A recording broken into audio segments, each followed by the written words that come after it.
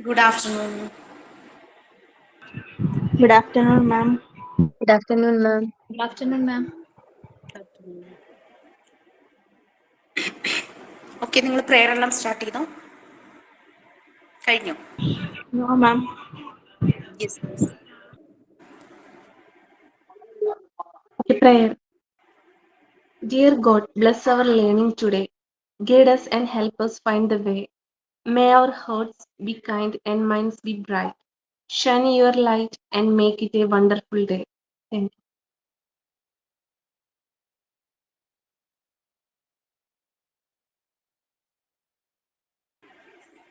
Okay, anything else?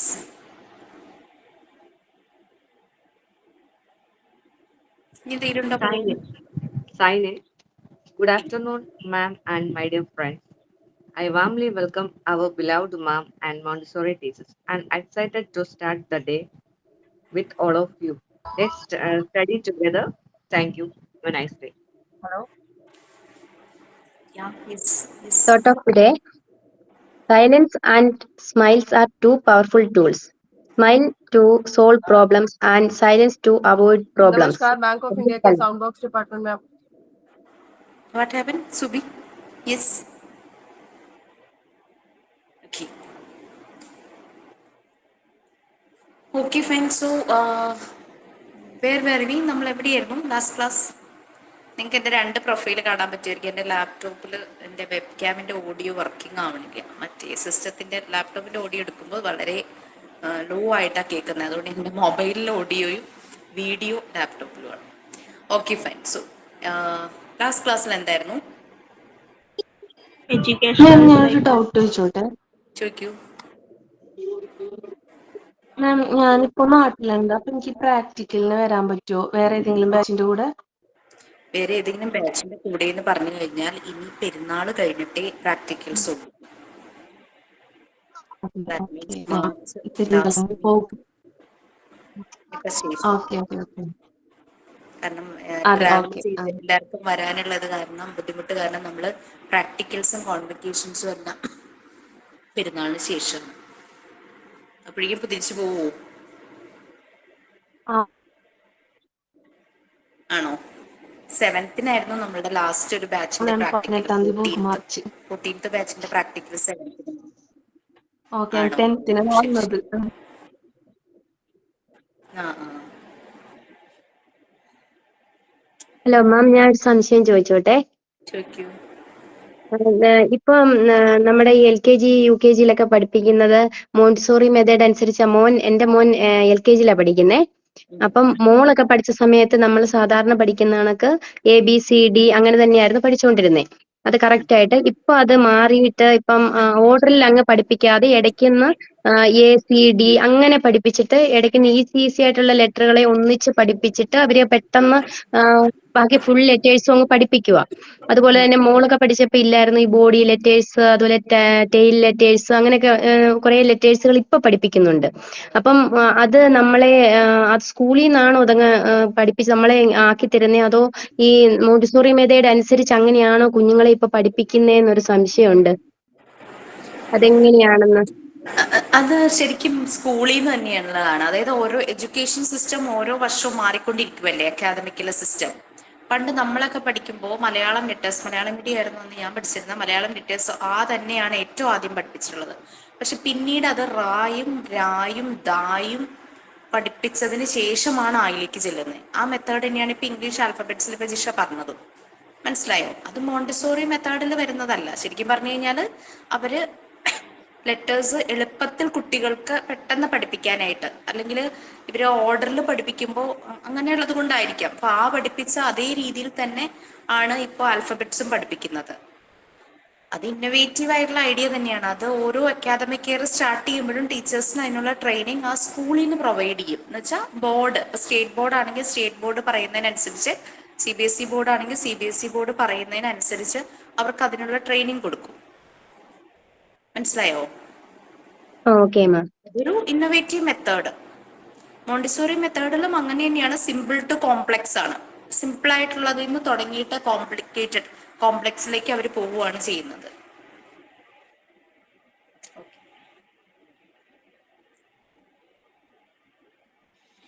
Okay, നമ്മൾ last ക്ലാസ്സിൽ എവിടെയായിരുന്നു? Educational psychology. കഴിഞ്ഞോ? No, ma'am.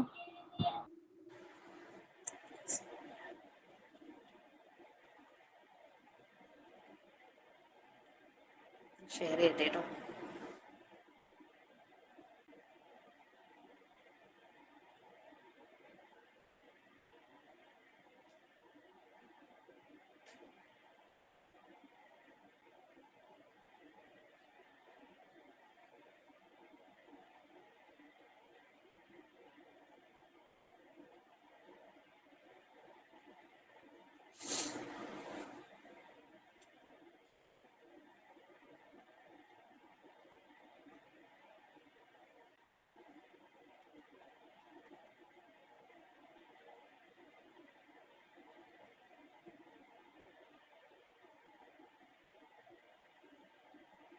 Page number 61, ma'am. PDF print outs ആണ്, ഇപ്പൊ എനിക്ക് പേജ് നമ്പർ ഇല്ല. ഏത് ടോപ്പിക്കാന്നൊന്ന് പറഞ്ഞാൽ മതി അതില്. Ma'am, any nature of portion. Educational psychology. Okay, nature of educational psychology. Okay, അപ്പം നമ്മൾ ലാസ്റ്റ് ക്ലാസ്സിൽ എഡ്യൂക്കേഷണൽ സൈക്കോളജിയുടെ കാര്യം പറഞ്ഞു അല്ലെ. എഡ്യൂക്കേഷണൽ സെറ്റിങ്സിൽ സൈക്കോളജിയുടെ ആപ്ലിക്കേഷൻ. സൈക്കോളജി ജനറൽ വേയിൽ study of science of behaviour ആണ്. ആ ബിഹേവിയറിന്റെ സയന്റിഫിക് ആയിട്ടുള്ള സ്റ്റഡി. ആ ഹ്യൂമൻ ബിഹേവിയറിന്റെ സ്റ്റഡി ഒരു എഡ്യൂക്കേഷണൽ സെറ്റിങ്സിലാകുമ്പോൾ അത് എഡ്യൂക്കേഷണൽ സൈക്കോളജി ആയിട്ട് മാറും. അതായത് എഡ്യൂക്കേഷണൽ സെറ്റിങ്സിൽ സൈക്കോളജിയുടെ ഒരു ആപ്ലിക്കേഷൻ, അപ്ലൈഡ് ബ്രാഞ്ച് ഓഫ് സൈക്കോളജിയാണ് എഡ്യൂക്കേഷണൽ സൈക്കോളജി എന്ന് പറയുന്നത്. അപ്പൊ ഈ എഡ്യൂക്കേഷണൽ സൈക്കോളജിക്ക് രണ്ട് മെയിൻ റെഫറൻസസ് ആണെന്ന് നമ്മൾ പറഞ്ഞു. ഒന്ന് ഹ്യൂമൻ, അതായത് ഹ്യൂമൻ ബിഹേവിയറിനെ എഡ്യൂക്കേഷണൽ സെറ്റിങ്സിലുള്ള സ്റ്റഡിയാണല്ലോ. അപ്പൊ അതിലെ രണ്ട് മെയിൻ റെഫറൻസ് എന്ന് പറയുന്നത് ഹ്യൂമൻ ബിഹേവിയറിലും എഡ്യൂക്കേഷനുമാണ്. അതിൽ എഡ്യൂക്കേഷണൽ സൈക്കോളജിയുടെ രണ്ട് മെയിൻ റെഫറൻസസ്. അങ്ങനെയുള്ള കാര്യങ്ങളെല്ലാം നമ്മൾ പറഞ്ഞു. അപ്പൊ കുട്ടികളുടെ ബിഹേവിയർ അനുസരിച്ച് അവർക്ക് എന്ത് എപ്പോൾ പഠിപ്പിക്കണം അതാണ് നമ്മൾ ഇതിനകത്ത് കണ്ടുവരുന്നത്. അപ്പൊ പലപ്പോഴും സ്പെഷ്യൽ നീഡ്സ് ആവശ്യമുള്ള കുട്ടികൾ ഉണ്ടായിരിക്കാം. അതായത് ചിലപ്പോൾ കമ്മ്യൂണിക്കേഷൻ ഡിസബിലിറ്റീസ് ഉണ്ടാവും, ഫിസിക്കൽ ഡിസബിലിറ്റീസ് ഉണ്ടാകും. പിന്നെ കാര്യങ്ങൾ മനസ്സിലാക്കുന്നതിൽ ലാംഗ്വേജിൽ, അതായത് ചിലപ്പോൾ ഡിസ്ലക്സി ആയിരിക്കാം, ഡിസ്ഗ്രഫി ആയിരിക്കാം, അക്ഷരങ്ങൾ എഴുതുന്നതിലെ പ്രശ്നമായിരിക്കാം, വരയ്ക്കുന്നതിലെ പ്രശ്നമായിരിക്കാം, കാര്യങ്ങൾ അവർ കൺസീവ് ചെയ്യുന്നതിൻ്റെ പ്രോബ്ലംസ് ഉണ്ടാവുമായിരിക്കും. അങ്ങനെ പല രീതിയിലും അവരുടെ ഇൻ്റലക്ച്വലുമായിട്ട് റിലേറ്റ് ചെയ്ത് അവരുടെ കോഗ്നേറ്റീവ് ഡെവലപ്മെൻറ്റിലെ ചില വേരിയേഷൻസ്, ആ ഒരു ഗ്രഡേഷൻ എല്ലാം ഇവരുടെ ഈ പഠിത്തത്തിനെ ബാധിക്കും. അപ്പം അങ്ങനെ വരുമ്പോൾ സ്പെഷ്യൽ നീഡ്സിനനുസരിച്ച് ഒരു ടീച്ചർ ട്രെയിൻഡ് ആവണം ആ കുട്ടിക്ക് സ്പെഷ്യൽ നീഡ് പ്രൊവൈഡ് ചെയ്യാനായിട്ട്. ഇനി അഥവാ നമ്മളെ കൊണ്ട് പറ്റുന്നില്ലെങ്കിൽ ഒരു സ്പെഷ്യൽ എഡ്യൂക്കേറ്റർ, മിക്ക സ്കൂളുകളിലും ചില സ്കൂളുകളിലൊക്കെ കാണാം സ്പെഷ്യൽ എഡ്യൂക്കേറ്റർ. ഇനി അഥവാ നമുക്ക് സ്ഥിരമായി അങ്ങനെ ഒരു സ്പെഷ്യൽ എഡ്യൂക്കേറ്റർ ഇല്ലെങ്കിൽ നമ്മൾ പുറത്തുനിന്ന് ഒരാളെ റിസോഴ്സ് ചെയ്യണം. അപ്പം അങ്ങനെ അതിന് പറ്റുന്നൊരു സാമ്പത്തിക സാഹചര്യമൊക്കെ ആ സ്കൂളിൽ ഉണ്ടാവണം. അല്ലെങ്കിൽ ഗവൺമെൻറ് സ്കൂളാണെങ്കിൽ ഗവൺമെൻറ് അങ്ങനെ ഒരാളെ ഇടയ്ക്ക് അറ്റ്ലീസ്റ്റ് വിസിറ്റ് ചെയ്ത കാര്യങ്ങൾ നോക്കുന്ന ഒരാളെ അയക്കുകയും ചെയ്യണം. ഇനി എഡ്യൂക്കേഷൻ, നമ്മൾ പറഞ്ഞു എഡ്യൂക്കേഷണൽ സെറ്റിങ്സിൽ ജീവനുള്ള രണ്ട് പേരെന്ന് പറഞ്ഞത് ആരൊക്കെയാണ്?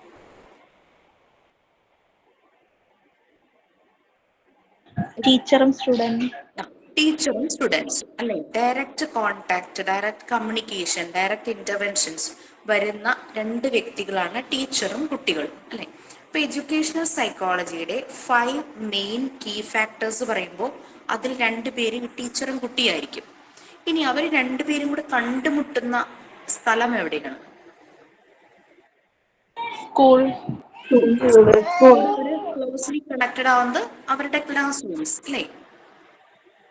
സ്കൂൾ അല്ലെങ്കിൽ ക്ലാസ് റൂം, അതായത് അവർ പഠിക്കുന്ന ഒരു ലേണിംഗ് ആണ്, അവിടെ ഒരു പഠനം നടക്കുകയാണ്.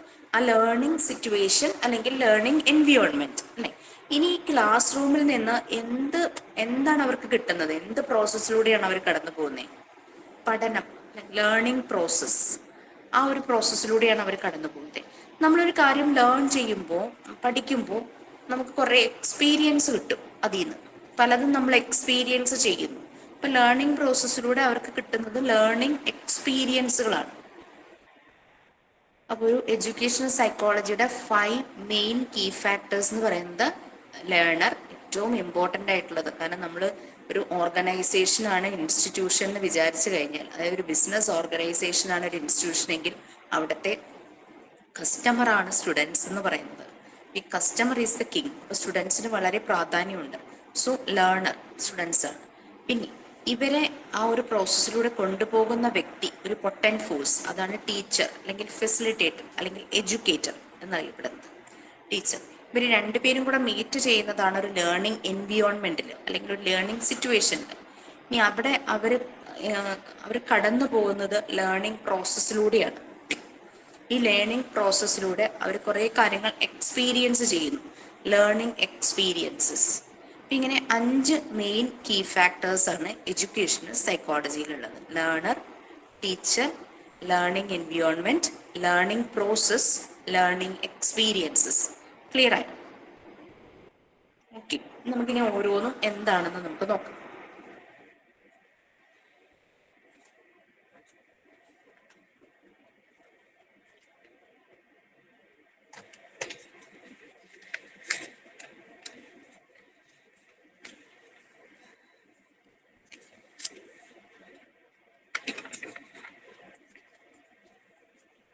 നമ്മൾ പറഞ്ഞ ഓർഡറിലല്ല അത് കൊടുത്തിരിക്കുന്നത്. നിങ്ങൾക്ക് ഇനി അങ്ങനെ ഓർഡറിൽ തന്നെ കാര്യങ്ങൾ മനസ്സിലാക്കണം എന്നുണ്ടെങ്കിൽ അങ്ങനെ ഓർഡറിലാക്കാം, നമ്പർ മാറ്റിയാൽ മതി. അല്ലെങ്കിൽ ഈ ഓർഡറിൽ തന്നെ പോകും. കാരണം ആദ്യം സ്റ്റുഡൻസ്, പിന്നെ പൊട്ടൻറ്റ് ഫോഴ്സ് ആയ ടീച്ചർ, അവർ രണ്ടുപേരും മീറ്റ് ചെയ്യുന്ന ക്ലാസ് റൂം അല്ലെങ്കിൽ സ്കൂൾ, ലേണിംഗ് എൻവിയോൺമെന്റ്, പിന്നെ അവിടെ അവർ ആ ഒരു ക്ലാസ് റൂമിൽ അവർ ലേണിംഗ് പ്രോസസ്സിലൂടെ കടന്നു പോകുന്നു. ദെൻ അതിൽ നിന്നും അവർക്ക് ലേണിംഗ് എക്സ്പീരിയൻസസ് ഉണ്ടാകുന്നു. അങ്ങനെ 5 മെയിൻ കീ ഫാക്ടേഴ്സ്. ഓക്കെ, ഓരോന്നായിട്ട് ആരെങ്കിലും ഒന്ന് റീഡ് ചെയ്യാമോ? Yes please. ആരുമില്ലേ? വായിക്കാൻ ആരുമില്ലേ? നിങ്ങൾ കുറെ പേര് ജോയിൻ ആയിട്ടുണ്ടല്ലോ, എന്താ പ്രശ്നം?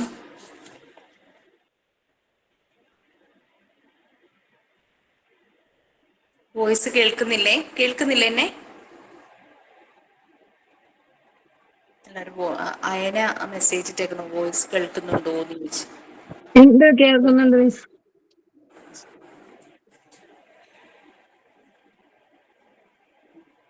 ഓക്കെ, പറഞ്ഞു. ആരെങ്കിലും റീഡ് ചെയ്യുകയാണെങ്കിൽ റീഡ് ചെയ്യുക. ട്രാവലിംഗ് ആണ് മാം, അതുകൊണ്ട് റീഡ് ചെയ്യാൻ ബുദ്ധിമുട്ട്. സോ ലേണർ അല്ലെ, ലേണർ എന്ന് പറയുന്നത് യെസ്,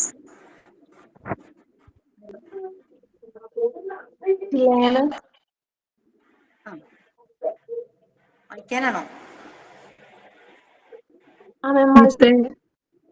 വായിക്കണ്ട, വായിക്കും. പേജ് നമ്പർ ഒന്ന് പറയൂ, അതാണ് ഞാൻ ഇവിടെ ഡൗട്ട് അടിച്ചിരിക്കണേ. ഞാൻ ഇപ്പൊ കേറിയ കയ്യ കയറി.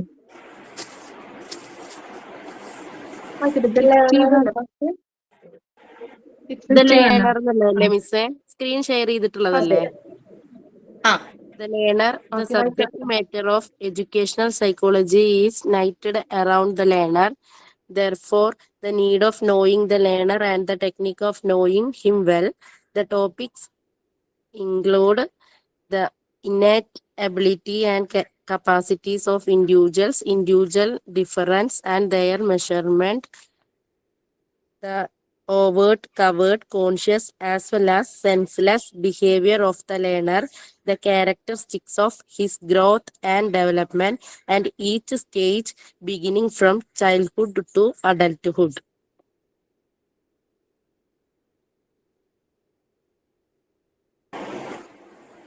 Okay, so the learner, subject എന്നറിയപ്പെടുന്നത് ലേണറാണ്. മെയിൻ ആയിട്ടുള്ള കസ്റ്റമർ ഈസ് ദ കിങ് എന്ന് പറയുന്നത്. ആ ഒരു എഡ്യൂക്കേഷണൽ സൈക്കോളജിയുടെ എല്ലാ കാര്യങ്ങളും ആ ലേണറിനെ ചുറ്റിപ്പറ്റിയായിരിക്കും, ലേണറുമായിട്ട് കണക്റ്റഡ് ആയിരിക്കും. സോ അതുകൊണ്ട് ഈ ലേണറെ നല്ലതുപോലെ അറിയുക എന്നുള്ളത് വളരെ ഇമ്പോർട്ടൻ്റ് ആണ്. അത് അറിയാനായിട്ട് നമുക്ക് സയൻറ്റിഫിക് ആയിട്ടുള്ള ടെക്നിക്സും ടൂൾസും അവൈലബിൾ ആണ്. ലേണറെ അറിയുക എന്ന് പറഞ്ഞു കഴിഞ്ഞാൽ ലേണറുടെ ബിഹേവിയർ മനസ്സിലാക്കണം, അല്ലെ? ഓരോ കുട്ടി യുണീക്കാണ്, പല രീതിയിലുള്ള ബിഹേവിയർ അവർ കാണിക്കും.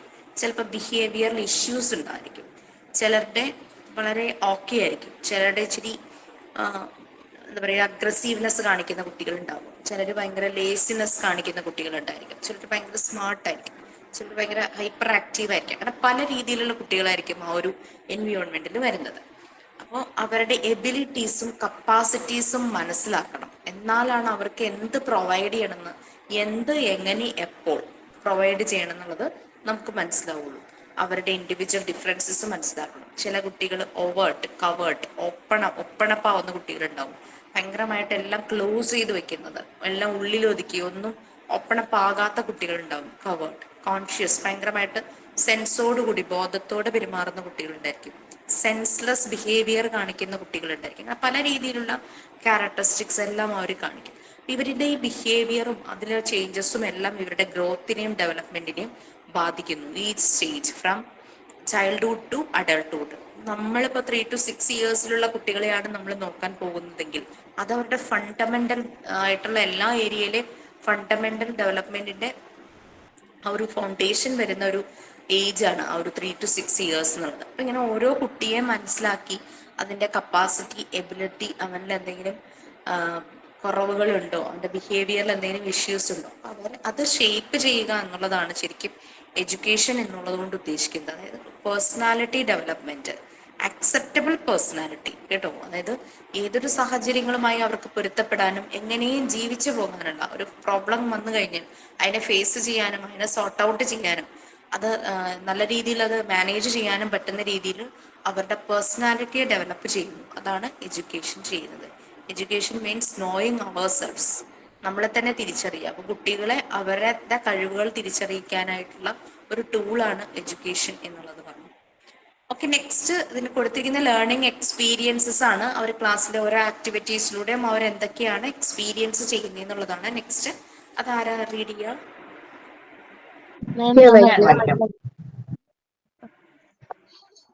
The learning experiences.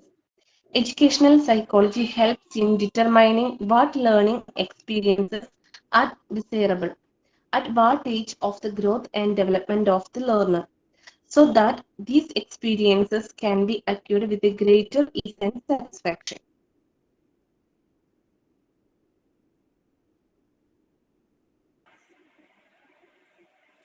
So learning experiences അല്ലേ, അവര് പഠിക്കുന്ന കാര്യങ്ങളിൽ നിന്നും പല കാര്യങ്ങളും അവർ എക്സ്പീരിയൻസ് ചെയ്യുന്നു. ഡിസറൈബിൾ ആയിട്ടുള്ള കാര്യങ്ങൾ. ഇവരൊരു ടീച്ചറുടെ സൈഡിൽ നിന്ന് ഒരു റോങ് മെസ്സേജ് പോകാൻ പോലും പാടില്ല.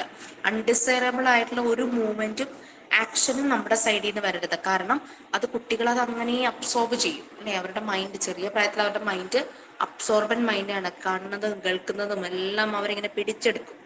അത്രയ്ക്ക് ഷാർപ്പാണ് അവര്. അപ്പൊ ആ ഒരു സമയത്ത് നമ്മളുടെ ഭാഗത്തുനിന്ന് ഒരു റോങ് മെസ്സേജുകൾ പോലെ ഒന്നും വരരുത്. കാരണം അവരതെല്ലാം എക്സ്പീരിയൻസ് ചെയ്യുന്നു. അപ്പൊ ഡിസൈറബിൾ ആയിട്ടുള്ള കാര്യങ്ങളെല്ലാം അവർ എക്സ്പീരിയൻസ് ചെയ്യണം ഈ ഒരു സമയത്ത്. ഇത് നല്ല ഈസി ആയിട്ടും സാറ്റിസ്ഫാക്ഷനോട് കൂടിയും അവർ എക്സ്പീരിയൻസ് ചെയ്യണം. പലപ്പോഴും ചില കുട്ടികൾ പറഞ്ഞു കേട്ടിട്ടുണ്ട്, മാത്സ് ഭയങ്കര ടഫ് പല കുട്ടികളും പറയും. പക്ഷെ പെട്ടെന്ന് തന്നെ അവർ പറയും, പുതിയ ടീച്ചർ വന്ന് മാത്സ് എടുക്കാൻ തുടങ്ങിയപ്പോൾ എനിക്ക് എളുപ്പമായി, ഈസി ആയി എന്ന് പറയും അല്ലെ.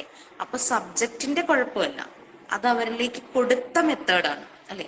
അപ്പൊ അതുപോലെ കുട്ടികൾ നല്ല ഈസി ആയിട്ട് സാറ്റിസ്ഫാക്ഷനോട് കൂടി അവർക്ക് കാര്യങ്ങൾ മനസ്സിലാക്കാനായിട്ട് പറ്റണം. അതാണ് ലേണിംഗ് എക്സ്പീരിയൻസസ് എന്ന് പറയുന്നത്.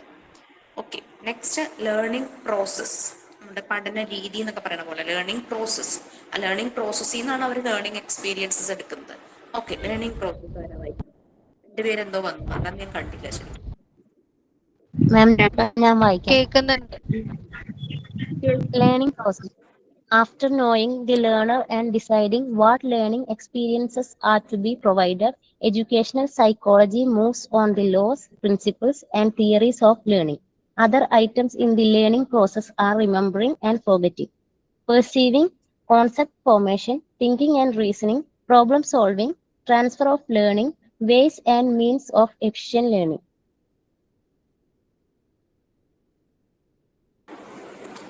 സോ ലേണിംഗ് പ്രോസസ് അല്ലെ. അപ്പൊ നമ്മൾ ആദ്യം ലേണറെ നല്ലപോലെ മനസ്സിലാക്കുന്നു. LKG കുട്ടികളെ അഡ്മിഷന് കൊണ്ട് ചെല്ലുമ്പോൾ ആദ്യം കുറെ ദിവസമൊക്കെ കരച്ചിലും ഒരു ഗ്ലൂമിനെസ്സും അങ്ങനെ ഇങ്ങനെയൊക്കെ ആയിരിക്കും. കുട്ടികൾ ഇങ്ങനെ ഒന്ന് സെറ്റായി വരുമ്പോഴായിരിക്കും അവരെ ഓരോരോ കാര്യങ്ങളായിട്ട് പഠിപ്പിക്കാൻ തുടങ്ങുന്നത്. ആദ്യമേ തന്നെ അവരങ്ങ് പഠിപ്പിക്കാൻ തുടങ്ങില്ല.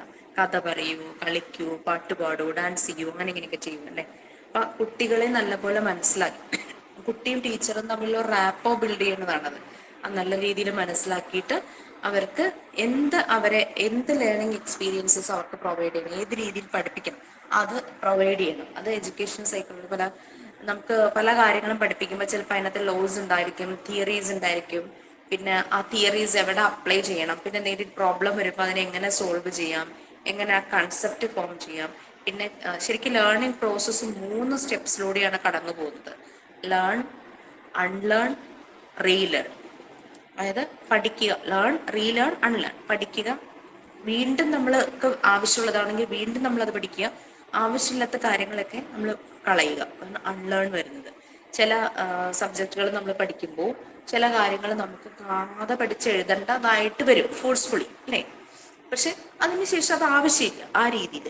പക്ഷെ ചില പ്രിൻസിപ്പിൾസ് കാര്യങ്ങളൊക്കെ നമുക്ക് വീണ്ടും വേണ്ടി വരും. ഇപ്പൊ മാത്സിലൊക്കെ ഈ ജോമെട്രിയിലൊക്കെ കൂടുതലായിട്ട് അൾജിബ്രയിലും നമുക്ക് ഐഡന്റിറ്റീസ് ഉണ്ട്, തിയറികളുണ്ട്, ഈ തിയറംസ് ഉണ്ട്. ഈ തിയറംസിനെ ബേസ് ചെയ്ത് നമുക്ക് പ്രോബ്ലംസ് വരും. അപ്പൊ നമുക്ക് ഈ തിയറം തറോ ആണെങ്കിലാണ് നമുക്ക് ആ പ്രോബ്ലം സോൾവ് ചെയ്യാൻ പറ്റുള്ളൂ. അപ്പൊ അവിടെ നമ്മൾ ലേൺ ചെയ്തിട്ട് വീണ്ടും റീലേൺ ചെയ്യുക. ചിലതിനൊന്നും നമുക്ക് ആവശ്യമില്ല, സോ അത് അൺലേൺ, അത് വേണ്ടാന്നങ്ങ് വെക്കും. ആ രീതിയിലുള്ള ഒരു പ്രോസസ്സിലൂടെയാണ് ലേണിംഗ് പ്രോസസ്സ് കടന്നു പോകുന്നത്. അപ്പൊ concept formation, thinking and reasoning നമ്മൾ ആലോചിക്കണം. യെസ്, അപ്പോൾ തിയറമൊക്കെ കാണാതെ പഠിക്കുന്നതിനേക്കാളും അതിൻ്റെ ആ ഒരു കറക്റ്റ് എന്താണ് ആ റൂൾ, അല്ലെങ്കിൽ ആ കൺസെപ്റ്റ് എന്താണെന്നുള്ളത് മനസ്സിലാക്കി തിയറം പഠിക്കുവാണെങ്കിൽ, മാത്സിൽ ലൈൻസ് ആൻഡ് ആംഗിൾസ്, ട്രയാംഗിൾസിലൊക്കെ കുറേ തിയറംസ് ഉണ്ട്. 2 ലൈൻസ് പാരലായിട്ട് പോകുമ്പോൾ ഒരു ട്രാൻസ്വേഴ്സ് ലൈൻ കട്ട് ചെയ്യുമ്പോൾ ആംഗിൾസ് ഇങ്ങനെ ഫോം ചെയ്യുന്നു എന്നൊക്കെ പറഞ്ഞു. ശരിക്കും പഠിക്കുന്ന സമയത്ത് എനിക്കത് അത്ര ക്ലിയർ അല്ലായിരുന്നു. പക്ഷെ പഠിപ്പിക്കാൻ തുടങ്ങിയപ്പോഴാണ് എനിക്കത് കുറെ കൂടെ ക്ലാരിറ്റി കിട്ടിയത്. അപ്പൊ ഞാൻ കുട്ടികൾക്ക് പറഞ്ഞു കൊടുക്കുമ്പോൾ ആ എനിക്ക് കിട്ടിയ അതേ ക്ലാരിറ്റിയോട് കൂടി തന്നെ പറഞ്ഞു കൊടുക്കും. അപ്പൊ അവർക്കും അത് മനസ്സിൽ നിൽക്കും.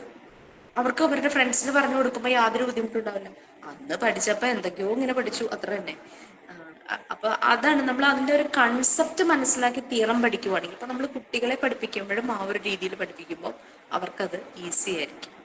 ഓരോരുത്തരും ഓരോ മെത്തേഡ് യൂസ് ചെയ്തിട്ടാണ് പഠിക്കുന്നത്. ടീച്ചേഴ്സിന്റെ ഇന്നോവേറ്റീവ് ഐഡിയ തന്നെയാണ്. ഇപ്പൊ കുറച്ചും ജിഷ പറഞ്ഞ ഒരു method.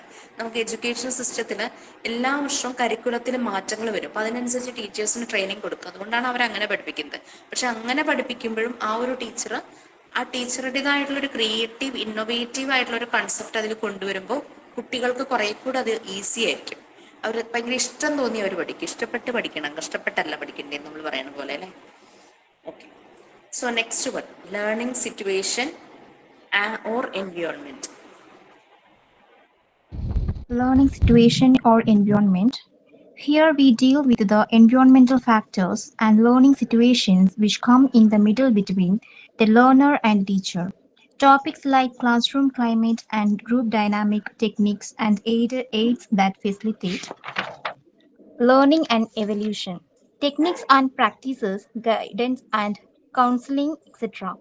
for the smooth functioning of the teaching learning process.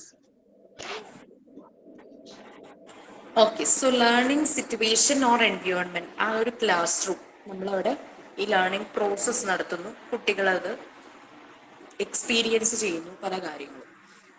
ഇനി നമ്മളൊരു കാര്യം കുട്ടിയെ പഠിപ്പിച്ച് കഴിയുമ്പോൾ നമ്മളത് ഇവാലുവേറ്റ് ചെയ്യാൻ നമ്മൾ പല ടെക്നിക്സ് യൂസ് ചെയ്യും. കാരണം അത് അവർക്ക് കറക്റ്റ് രീതിയിൽ തന്നെ കിട്ടിയോ. ഇപ്പം നിങ്ങൾക്ക് ഓരോ യൂണിറ്റ് കഴിയുമ്പോൾ മോക്ക് ടെസ്റ്റ് പ്രൊവൈഡ് ചെയ്യുന്നുണ്ടല്ലേ. അത് ശരിക്കും മോക്ക് ടെസ്റ്റ് പ്രൊവൈഡ് ചെയ്യുന്ന വേറൊന്നിനുമല്ല, നമ്മൾക്ക് ആ ടോപ്പിക്കിനെ കുറിച്ച്, ആ ഒരു കണ്ടന്റിനെ കുറിച്ച് കാര്യങ്ങൾ മനസ്സിലായോ എന്നുള്ള, നിങ്ങൾക്കത് കിട്ടിയോ, നിങ്ങൾക്കും സ്വയം മനസ്സിലാകാനാണ്. ഞങ്ങൾക്കത് മനസ്സിലായോ ചെയ്ത് നോക്കുമ്പോൾ ചിലപ്പോൾ രണ്ട് മിസ്റ്റേക്ക് വരും. ഓ, അപ്പോൾ ആ ഏരിയയിൽ എനിക്ക് എന്തോ ക്ലിയർ ആവാനുണ്ട്. അപ്പം നമ്മൾ വീണ്ടും അത് മനസ്സിലാക്കിയിട്ട് വീണ്ടും പ്രാക്ടീസ് ചെയ്യും. നമുക്ക് എത്ര പ്രാവശ്യം വേണമെങ്കിലും മോക്ക് ടെസ്റ്റ് പ്രാക്ടീസ് ചെയ്യാം കേട്ടോ. അപ്പോൾ പ്രാക്ടീസ് ചെയ്യും. അപ്പം എല്ലാം കറക്റ്റ് ആകുമ്പോഴേക്കും നമുക്കൊരു ഹാപ്പി സാറ്റിസ്ഫാക്ഷൻ, യെസ് ആ ഒരു ടോപ്പിക്കിലെ കണ്ടന്റ്സ് എൻ്റെ ഉള്ളിലുണ്ട് എന്നുള്ളൊരു ഐഡിയ കിട്ടും. ആ രീതിയിൽ വേണം മോക്ക് ടെസ്റ്റിനെ നമ്മൾ അപ്രോച്ച് ചെയ്യാനായിട്ട്. മോക്ക് ടെസ്റ്റ് തരുന്ന അതിൻ്റെ സ്കോർ ഒന്നും ആരും എവിടെ എൻട്രി ചെയ്തൊന്നും വെക്കൊന്നുമില്ല. അത് നിങ്ങൾക്ക് പ്രാക്ടീസ് ചെയ്യാനും ആ ടോപ്പിക്കിനെ കുറിച്ച് ഒരു നല്ലൊരു ഐഡിയ ഉള്ളിൽ കിട്ടിയോന്ന് അവനവൻ തന്നെ ഒരു ഇവാലുവേഷൻ നടത്താനും കൂടിയാണ്. ലേണിംഗ് സിറ്റുവേഷനിൽ ആ ഒരു ലേണറും ടീച്ചറും തമ്മിലുള്ള ആ ഒരു കണക്ഷൻ, അത് വരുന്ന ഒരു എൻവിയോൺമെന്റ് ആണ് ലേണിംഗ് സിറ്റുവേഷൻ എന്ന് പറയുന്നത്. അപ്പോൾ class room climate and group dynamic techniques, tools എല്ലാം അതിൽ വരും. ക്ലാസ് റൂമിൽ ഗ്രൂപ്പായിട്ടുള്ള ആക്ടിവിറ്റീസ് വരാം. പിന്നെ ക്ലാസ് റൂമിൻ്റെ ഒരു ക്ലൈമറ്റ്, ക്ലാസ് റൂമിൽ കുട്ടികൾ തമ്മിലൊരു കോൺഫ്ലിക്ട്സ് വന്നാലും അതവിടെ സോർട്ട് ഔട്ട് ചെയ്യണം. അപ്പോഴാണ് നമ്മുടെ ടീച്ചറുടെ റോൾ അവിടെ വരുന്നത്. പിന്നെ അതിന് വേണ്ടിയിട്ട് പല ടെക്നിക്സ് പ്രാക്ടീസ്, പിന്നെ ഗൈഡൻസ്, പിന്നെ ചിലപ്പോൾ കൗൺസിലിംഗ് വേണ്ടി വരാം. പിന്നെ ടീച്ചിങ് ലേണിംഗ് പ്രോസസ്സിൻ്റെ സ്മൂത്ത് ഫങ്ഷനിങ്, ചിലപ്പോൾ ഇതിന് ചില സപ്പോർട്ട് നമ്മൾ പുറത്തുനിന്ന് സ്വീകരിക്കും.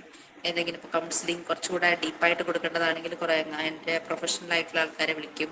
അങ്ങനെ ഇങ്ങനെ. പിന്നെ കുട്ടികൾക്ക് എക്സാം ടൈം ആകുമ്പോൾ കുട്ടികളെ കുറച്ചുകൂടെ ഒന്ന് എക്സാമിനെ നല്ല രീതിയിൽ ഫേസ് ചെയ്യാനായിട്ട് അതിന് വേണ്ടുന്ന സെഷൻസ് ഒക്കെ വെച്ച് കൊടുക്കും. അങ്ങനെ അങ്ങനെ കുറേ കാര്യങ്ങളൊക്കെ ചെയ്യും learning process.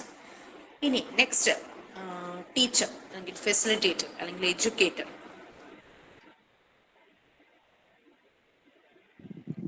The teacher is the potent force in any scheme of teaching and learning process. It discusses the role of the teacher. It indicates the needs of knowing himself for a teacher to play his role properly in the process of education.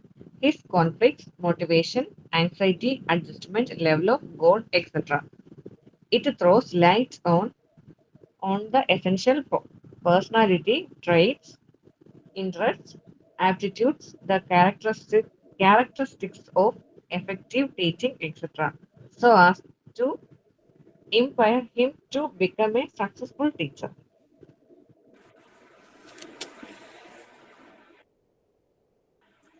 So ഇത് ഒരു ക്ലാസ്സിൽ എടുത്തു കഴിഞ്ഞ് അവർ term 1 എക്സാമിനേഷന് വേണ്ടിയിട്ട് prepare ചെയ്തപ്പോൾ ഒരു കുട്ടീനോട് ചോദിച്ചു, മാം teacher എന്ന് പറയുന്നതല്ലല്ലോ പൊട്ടൻ ഫോഴ്സ്, കുട്ടിയല്ലേ, കുട്ടിക്കല്ലേ ഭയങ്കര ഇമ്പോർട്ടൻറ്റ് ഇത് കുട്ടികളല്ലേ എന്ന് ചോദിച്ചു എന്നോട്. അപ്പം നമ്മൾക്ക് അതായത് ഈ കുട്ടികൾക്ക് കുറേ കപ്പാസിറ്റി ഉണ്ട്, എബിലിറ്റീസ് ഉണ്ട്, കഴിവുകളുണ്ട്, പല കാര്യങ്ങളിലും സ്കില്ലുണ്ട്. ഈ സ്കില്ല് കണ്ടെത്തണമെങ്കിൽ ഒരു ഫോഴ്സ് അപ്ലൈ ചെയ്താലാണല്ലോ നമുക്ക് ഔട്ട്കം കിട്ടുള്ളൂ. ഈ സ്കില്ല് കണ്ടെത്തണമെങ്കിൽ ഒരു ഫോഴ്സ്, ഒരാൾ ഫോഴ്സ് ചെയ്യണം.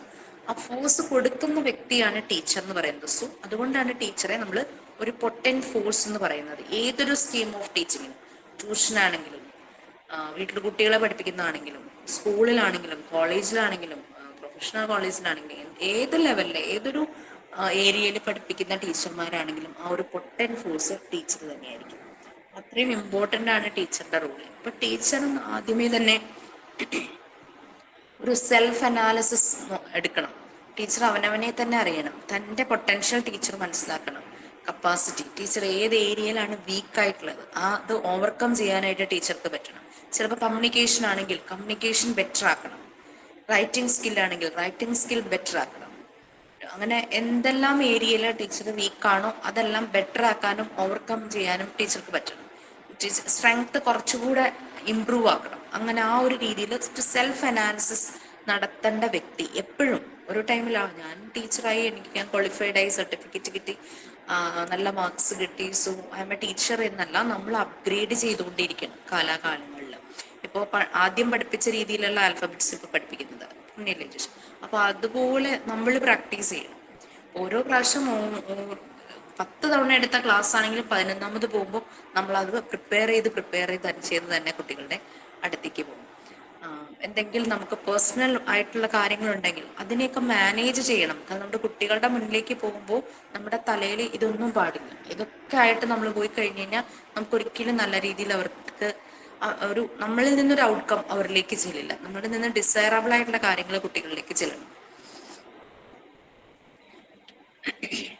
അപ്പോൾ അങ്ങനെ ആ ഒരു രീതിയിൽ ഒരു എഫക്റ്റീവ് ടീച്ചിങ് കൊടുക്കാൻ പറ്റുന്ന രീതിയിലുള്ള പേഴ്സണാലിറ്റി ട്രേറ്റ്സും ആപ്റ്റിറ്റ്യൂഡും എല്ലാം ഉള്ളൊരു ആളായിരിക്കണം ടീച്ചർ എന്ന് പറയുന്നത്.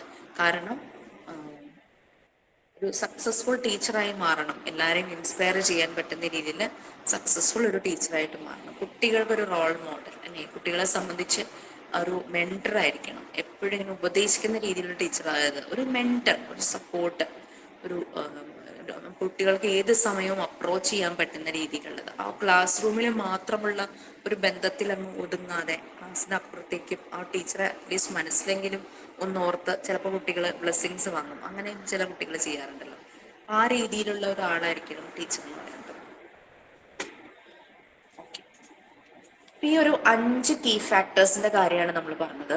ഇത് കൂടാതെ എഡ്യൂക്കേഷണൽ സൈക്കോളജി ഇങ്ങനെ സ്പ്രെഡ് ചെയ്ത് കിടക്കുന്നുണ്ട് പല ഏരിയയിലേക്കും. അതാണ് ഇനി കുറെ കാര്യങ്ങൾ താഴെ പറഞ്ഞു വരുന്നത്. കുറേ പോയിന്റ്സ് ഉണ്ട്. നിങ്ങൾക്കത് രണ്ട് പോയിന്റ്സ് ആയിട്ട് ആർക്കെങ്കിലും വായിക്കാം.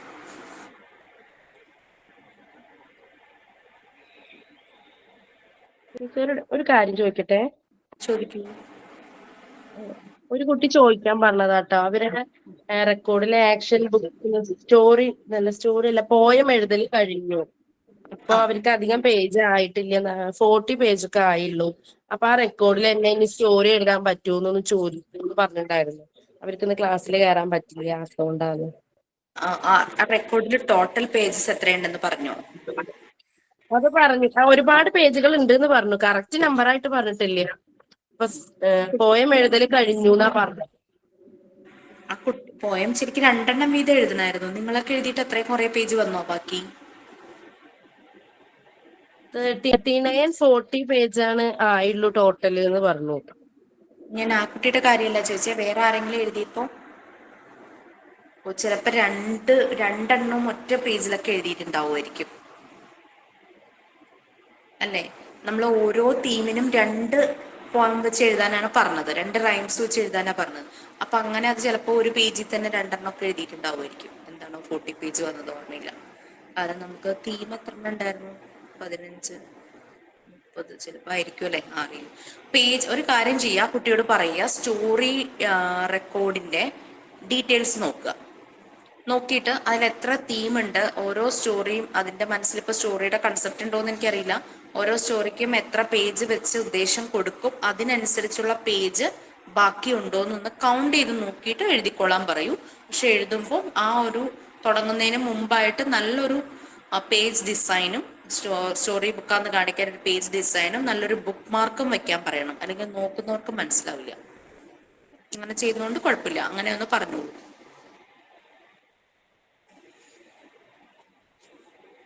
ഓക്കെ, നമുക്ക് കണ്ടിന്യൂ ചെയ്യാം. ഓക്കെ, ക്ലിയർ ആയല്ലോ അല്ലെ? ഞാൻ പറഞ്ഞ സ്റ്റോറി ബുക്കിന്റെ കാര്യം പറഞ്ഞത്. ഇതിൽ പകുതി എഴുതി പിന്നെയും പകുതി ബാക്കി എഴുതാൻ പേജ് ഇല്ല, അങ്ങനെയൊക്കെ വരുന്നതിലും നല്ലത് പുതിയ റെക്കോർഡിൽ എഴുതാം. പേജ് നമ്പർ ഒന്ന് കൗണ്ട് ചെയ്ത് നോക്കി സ്റ്റോറിക്ക് എത്ര പേജ് വേണ്ടി വരുന്ന ഒരു ഉദ്ദേശം, ഒരു കാൽക്കുലേഷൻ ഒക്കെ ആയിട്ട് ചെയ്യുവാണെങ്കിൽ അതിൽ തന്നെ ചെയ്യും. Okay then please. Through the entire scope of educational situations, psychology is included in the above mentioned 5 key factors. It may be further expanded by adding the following. It studies human behavior in educational situations. Psychology is study of behavior, and educational deals with the alteration of behavior. Hence, educational psychology pervades the whole field of education. It studies the growth and development of the child, how a child passes through the various stages of growth, and what are the characteristics of each stage are included in the study of educational psychology. നമ്മൾക്കറിയാം educational സിറ്റുവേഷൻസിൽ human ബിഹേവിയറിന്റെ സ്റ്റഡിയാണ് educational psychology. അതിന്റെ 5 key factors എല്ലാം നമ്മൾ പറഞ്ഞു. അപ്പോൾ psychology എന്ന് പറയുന്നത് ബിഹേവിയറിന്റെ study, education എന്ന് പറയുന്നത് ആ ബിഹേവിയറിനെ ഓൾട്ടർ ചെയ്യുക, ചേഞ്ച് ചെയ്യുക, മോഡിഫൈ ചെയ്യുക, നല്ല ബെറ്റർ ആക്കുക. അതുകൊണ്ട് എഡ്യൂക്കേഷണൽ സൈക്കോളജി എഡ്യൂക്കേഷന്റെ എല്ലാ ഫീൽഡിലേക്കും സ്പ്രെഡ് ചെയ്തിരിക്കുന്നു, ഫോർവേഡ്സ് ചെയ്തിരിക്കുന്നു, അതാണ് പറയുന്നത്. പിന്നെ ഒരു കുട്ടിയുടെ ഗ്രോത്തും ഡെവലപ്മെന്റിന്റെയും സ്റ്റഡിയാണ് എഡ്യൂക്കേഷണൽ സൈക്കോളജി എന്ന് പറയുന്നത്. നിങ്ങൾക്ക് ഗ്രോത്തും ഡെവലപ്മെന്റും എന്താണെന്നറിയാം. നമ്മൾ already growth and child development and growth ആ ഒരു സബ്ജക്റ്റിൽ നമ്മളതെല്ലാം ഓരോ ഏരിയയിലെ നമ്മൾ കണ്ടിട്ടുണ്ടായിരുന്നു. നിങ്ങൾക്ക് ഇതിനകത്ത് ഏതെങ്കിലും ഈ എഡ്യൂക്കേഷൻ സൈക്കോളജി കഴിഞ്ഞു കഴിഞ്ഞാൽ വേറെ ഏതെങ്കിലും ചാപ്റ്റർ തീരാനുണ്ടോ? എടുക്കാത്ത ഏതെങ്കിലും ചാപ്റ്റേഴ്സ് ഉണ്ടോ? Yes ma'am, defence mechanism. എടുത്തിട്ടില്ല. So defence mechanism most probably ഞാനായിരിക്കും എടുക്കുന്നത്. Okay fine. അത് മാത്രമേ ഉള്ളൂ ഇനി? ഈ പാർട്ടിൽ അതേ ഉള്ളൂ മാം, ചൈൽഡ് ഡെവലപ്മെന്റ് സൈക്കോളജിയിൽ അതേ ഉള്ളൂ.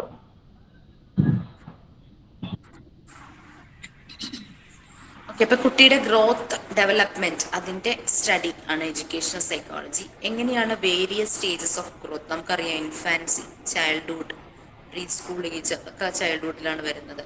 പിന്നെ എലമെന്ററി സ്കൂൾ കാലഘട്ടം, പിന്നെ അഡോളസൻസ്, ഹൈസ്കൂൾ കാലഘട്ടങ്ങൾ വരുന്നു. പിന്നെ അഡൾട്ട് ആകുന്നു. അങ്ങനെ ഓരോരോ സ്റ്റേജ് ഒരു കുട്ടി കടന്നു പോകുമ്പോൾ അതിലെല്ലാം അതെങ്ങനെയാണ് അത് ആ ഒരു സ്റ്റേജിലൂടെ കടന്നു പോകുന്നത്, ആ ഒരു സമയത്ത് എന്തെല്ലാം കാര്യങ്ങളാണ് ഡിസൈറബിൾ ആയിട്ട് ഒരു കുട്ടിക്ക് വേണ്ടി ചെയ്തു കൊടുക്കുന്നത്, കുട്ടി വളരുന്നതും പഠിക്കുന്നതുമായ എൻവയോൺമെന്റ് എങ്ങനെയായിരിക്കണം, അങ്ങനെയുള്ളതിന്റെ കാര്യങ്ങളെ കുറിച്ചെല്ലാം സ്റ്റഡി ഇതിൽ വരുന്നുണ്ട്. ഓക്കെ, നെക്സ്റ്റ് അടുത്ത 2 പോയിന്റ്സ്.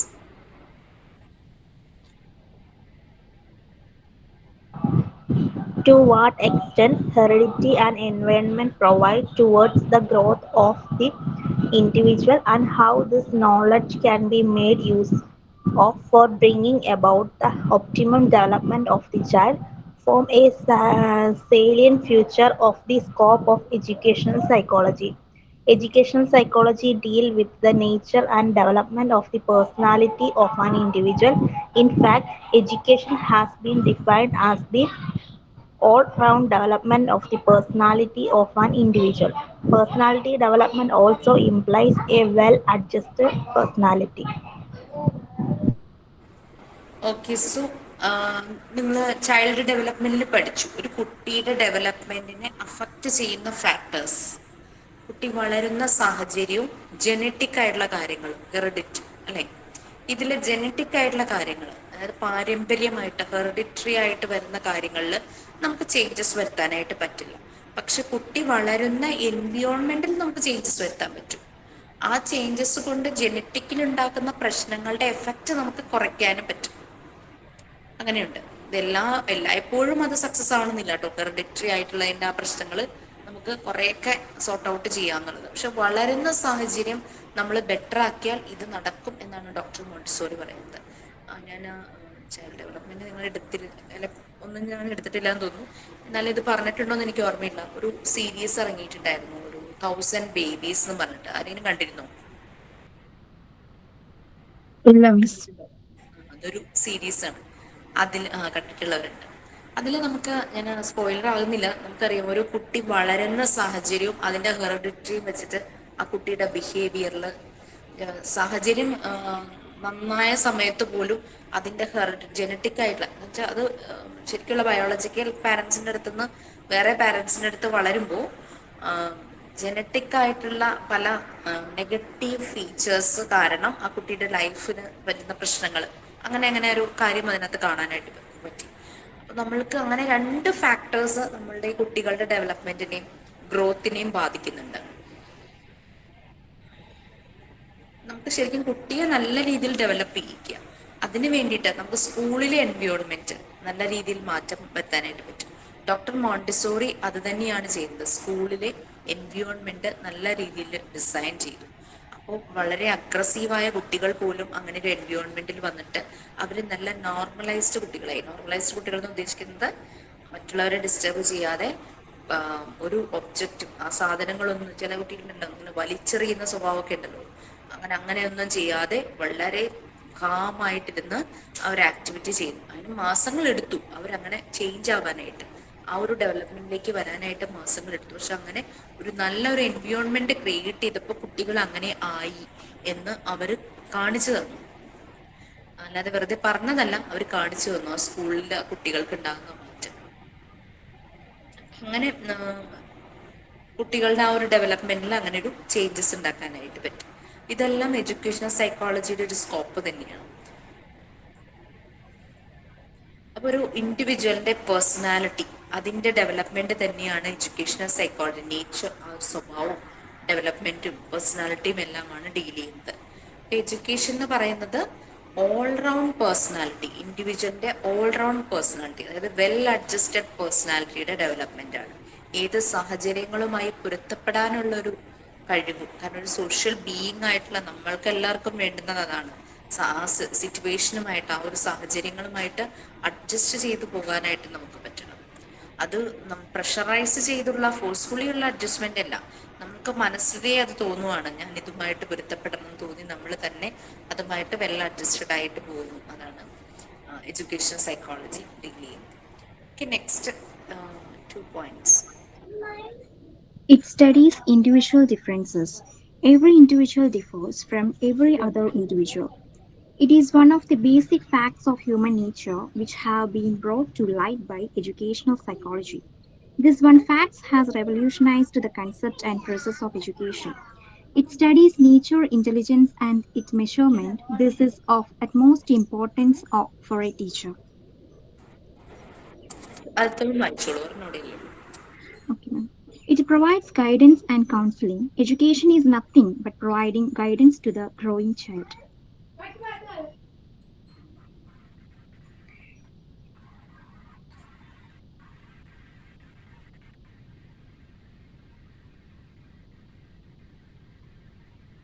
Read ചെയ്യണോ മാം?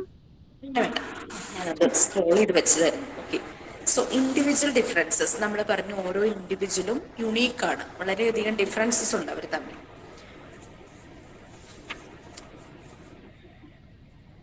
അതൊരു ഹ്യൂമൻ നേച്ചറിന്റെ ഒരു ബേസിക് ഫാക്ട്സ് തന്നെയാണ് ഈ ഇൻഡിവിജ്വൽ ഡിഫറൻസ് എന്ന് പറഞ്ഞാൽ. എല്ലാ മനുഷ്യരും ഒരുപോലെയല്ലല്ലോ ഇരിക്കുന്നത്, അല്ലേ? ഇതിപ്പോൾ ട്വിൻസ് ഉണ്ടായാലും ഒരു കാഴ്ചയിൽ ഒരുപോലെയാണെങ്കിൽ പോലും അവർ തമ്മിൽ സ്വഭാവങ്ങളിൽ പല മാറ്റങ്ങളുണ്ടായിരിക്കും. അത് മനസ്സിലാക്കിയിട്ട് വേണം നമ്മൾ ഈ ഒരു പ്രോസസ്സ്, ആ ഒരു എഡ്യൂക്കേഷണൽ സെറ്റിങ്സിൽ നമ്മൾ ആ കുട്ടിയെ അത് എന്താണോ, അതിന് എന്ത് ഇന്റർവെൻഷനാണോ നടത്തേണ്ടത് എന്ന് വിചാരിക്കണം. അപ്പം നമ്മൾ ആദ്യം അവരുടെ ഇൻഡിവിജ്വൽ ഡിഫറൻസസ് സ്റ്റഡി ചെയ്യണം. പിന്നെ അതുപോലെ തന്നെ നേച്ചർ ഇന്റലിജൻസും and its measurements. Nature intelligence എന്ന് പറഞ്ഞു കഴിഞ്ഞാൽ എംപതി, അതെല്ലാം മനുഷ്യരിലും ഉണ്ടാവേണ്ട ഒരു കാര്യം തന്നെയാണ്. ഒരു സോഷ്യൽ ബീയിങ് ആണ് നമ്മൾ, അല്ലെ? മദർ നേച്ചറിൽ നിന്നാണ് നമ്മൾ എല്ലാ സാധനങ്ങളും എടുക്കുക. ജീവിക്കാനും ഭക്ഷണം കഴിക്കാനും എന്തെങ്കിലും ഒരു ബിൽഡിംഗ് ഉണ്ടാക്കാനോ എന്തിനു വേണ്ടിയിട്ട് നമ്മൾ മദർ നേച്ചറിനെ യൂസ് ചെയ്യുന്നുണ്ട്. അപ്പം അതുകൊണ്ട് നമ്മൾ പ്ലാന്റ്സ്, അനിമൽസ്, അങ്ങനെയുള്ള എല്ലാ ജീവജാലങ്ങളോടും നമ്മൾ എംപത്തറ്റിക് ആയിരിക്കണം, അവരെ ഉപദ്രവിക്കരുത്. അതാണ് ശരിക്കും നേച്ചർ ഇന്റലിജൻസിൽ വരുന്നത്. അങ്ങനെയാകുമ്പം അങ്ങനെയുള്ളവർക്കൊക്കെയാണ്, നേച്ചർ ഇന്റലിജൻസ് ഉള്ളവർക്കാണ് ഗാർഡനിങ്, അങ്ങനെയുള്ള ഫാമിങ്, അതിനോടൊക്കെ ഭയങ്കര ഇഷ്ടം തോന്നുന്നത്. ഓക്കെ, അപ്പൊ അത് ഈ നേച്ചർ ഇന്റലിജൻസും അവർ സ്റ്റഡി ചെയ്യുന്നത്. കുട്ടികളിൽ അത് ജനറേറ്റ് ചെയ്യേണ്ടതുണ്ട്.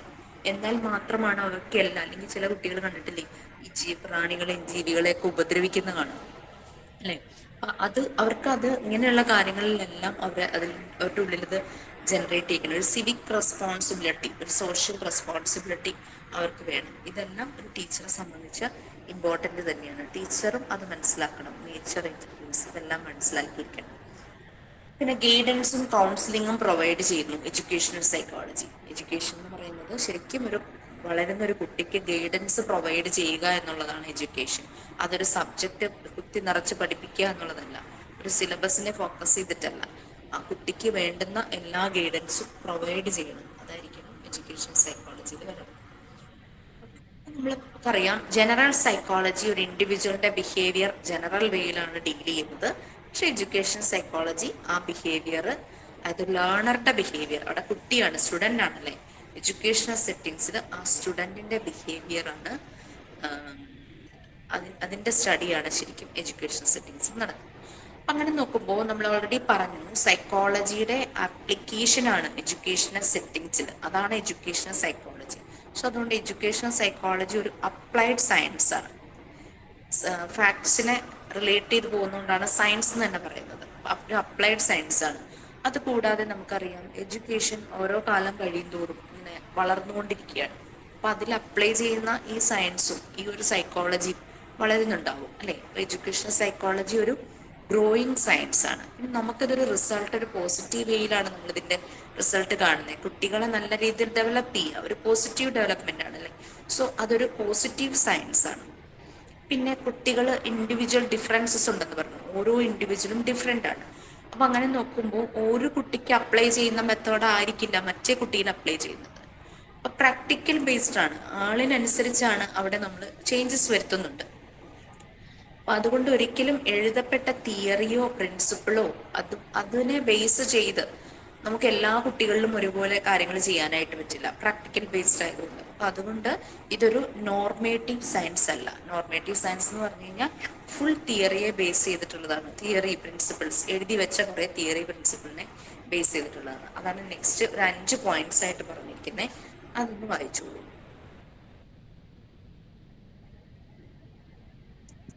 Its nature is scientific as it adopts the method of systematic inquiry and scientific approach as used by science. Full വായിച്ചു, 5 points വായിച്ചു. Educational psychology is functional in its character and is not therefore concerned with the content of the subject.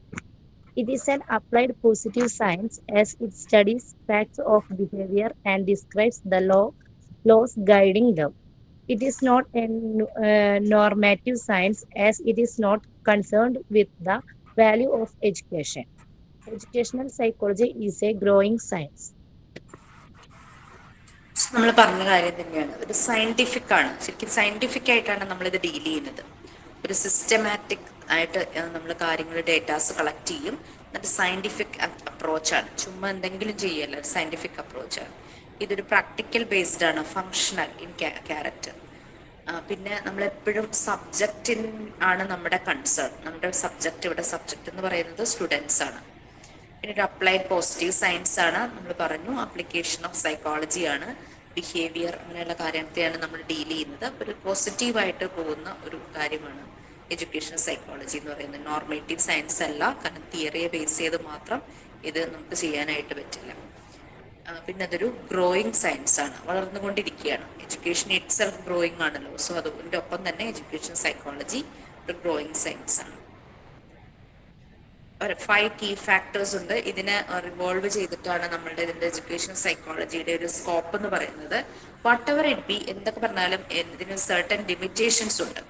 നമുക്കറിയാം, ഒരു ഫാക്ടറിയിൽ നിന്ന് produce ചെയ്യുന്ന ഒരു product എന്തെങ്കിലും ചെറിയൊരു വർക്കിംഗ് കണ്ടീഷൻ മോശമാണെങ്കിൽ നമുക്കത് ഒന്നുകൂടെ ഒന്ന് ചെയ്ത് നോക്കാം, അല്ലെങ്കിൽ അതിനെ റീപ്ലേസ് ചെയ്യാം, അല്ലെങ്കിൽ അതിൻ്റെ ഏതെങ്കിലും പാർട്സ് ആണ് പോയിട്ടുള്ളെങ്കിൽ അത് മാറ്റി പുതിയത് വെച്ച് കൊടുക്കാം. പക്ഷെ നമുക്കിവിടെ അങ്ങനെയുള്ള മെഷീൻസോ പ്രോഡക്ട്സോ റോബോട്ട്സോ ഒന്നുമില്ല, മനുഷ്യ കുഞ്ഞുങ്ങളാണല്ലേ. അപ്പം അതുകൊണ്ട് നമുക്ക് അവയിൽ എക്സ്പെരിമെന്റ് നടത്തുക എന്ന് പറഞ്ഞു കഴിഞ്ഞാൽ അതാണ് ഏറ്റവും വലിയൊരു ലിമിറ്റേഷൻസ് എന്ന് പറയുന്നത്. ആ ഒരു എക്സ്പെരിമെന്റ് നടത്തുക എന്നുള്ളത് ഹ്യൂമൻ ബീങ്സ് ആയതുകൊണ്ടാണ്. അതൊക്കെയാണ് എഡ്യൂക്കേഷൻ സൈക്കോളജിയിൽ വരുന്ന ഒരു ലിമിറ്റേഷൻസ്. പിന്നെ ഇൻഡിവിജ്വൽ ഡിഫറൻസസ്, പിന്നെ അതുപോലെ തന്നെ കുട്ടികളുടെ ബിഹേവിയർ. അതിപ്പോൾ ഇന്ന് നല്ല ഹാപ്പി ആയിട്ട് നല്ല എല്ലാ കാര്യങ്ങളും വളരെ ആക്റ്റീവായിട്ട് ചെയ്യും. പിറ്റേ ദിവസം വീട്ടിൽ നിന്ന് വരുമ്പോൾ അമ്മയുടെ കയ്യിൽ നിന്ന് ഒരു അടി ഉണ്ടോ, വഴക്ക് കേട്ടോ, അങ്ങനെ വരുവാണെങ്കിൽ വന്ന് ക്ലാസ്സിൽ ചിലപ്പോൾ ഗ്ലൂമി ആയിട്ടിരിക്കും. തലേ ദിവസത്തെ ആ ഒരു ആക്റ്റീവ്നെസ് ആ കുട്ടിയിലുണ്ടാവില്ല, അല്ലേ. അപ്പം അതുകൊണ്ട് നമുക്ക് അതൊക്കെ നമ്മൾ ടീച്ചർമാർ ഫേസ് ചെയ്യുന്ന ചില ചലഞ്ചസ് ആണ്. അതുകൊണ്ട് എഡ്യൂക്കേഷൻ സൈക്കോളജിയിൽ സർട്ടൻ ലിമിറ്റേഷൻസ് ഉണ്ട് ഡ്യൂ ടു ഇൻഡിവിജ്വൽ ഡിഫറൻസസും ഹ്യൂമൻ ബിഹേവിയർ അങ്ങനെയുള്ള കാര്യങ്ങൾ. അപ്പം ഒരു 5 ലിമിറ്റേഷൻസ് പറഞ്ഞിട്ടുണ്ട്. ജസ്റ്റ് ആരെങ്കിലും ഒന്ന് റീഡ് ചെയ്തോളൂ. എന്താന്നുള്ളത് നമുക്ക് നമ്മളുടെ പേഴ്സണൽ എക്സ്പീരിയൻസിൽ നിന്നൊക്കെ കണക്ട് ചെയ്യാൻ പറ്റും. നിങ്ങൾക്ക് എന്തെങ്കിലും ആഡ് ചെയ്യാൻ പറ്റുമെങ്കിൽ ആഡ് ചെയ്തോളൂ. Yes please.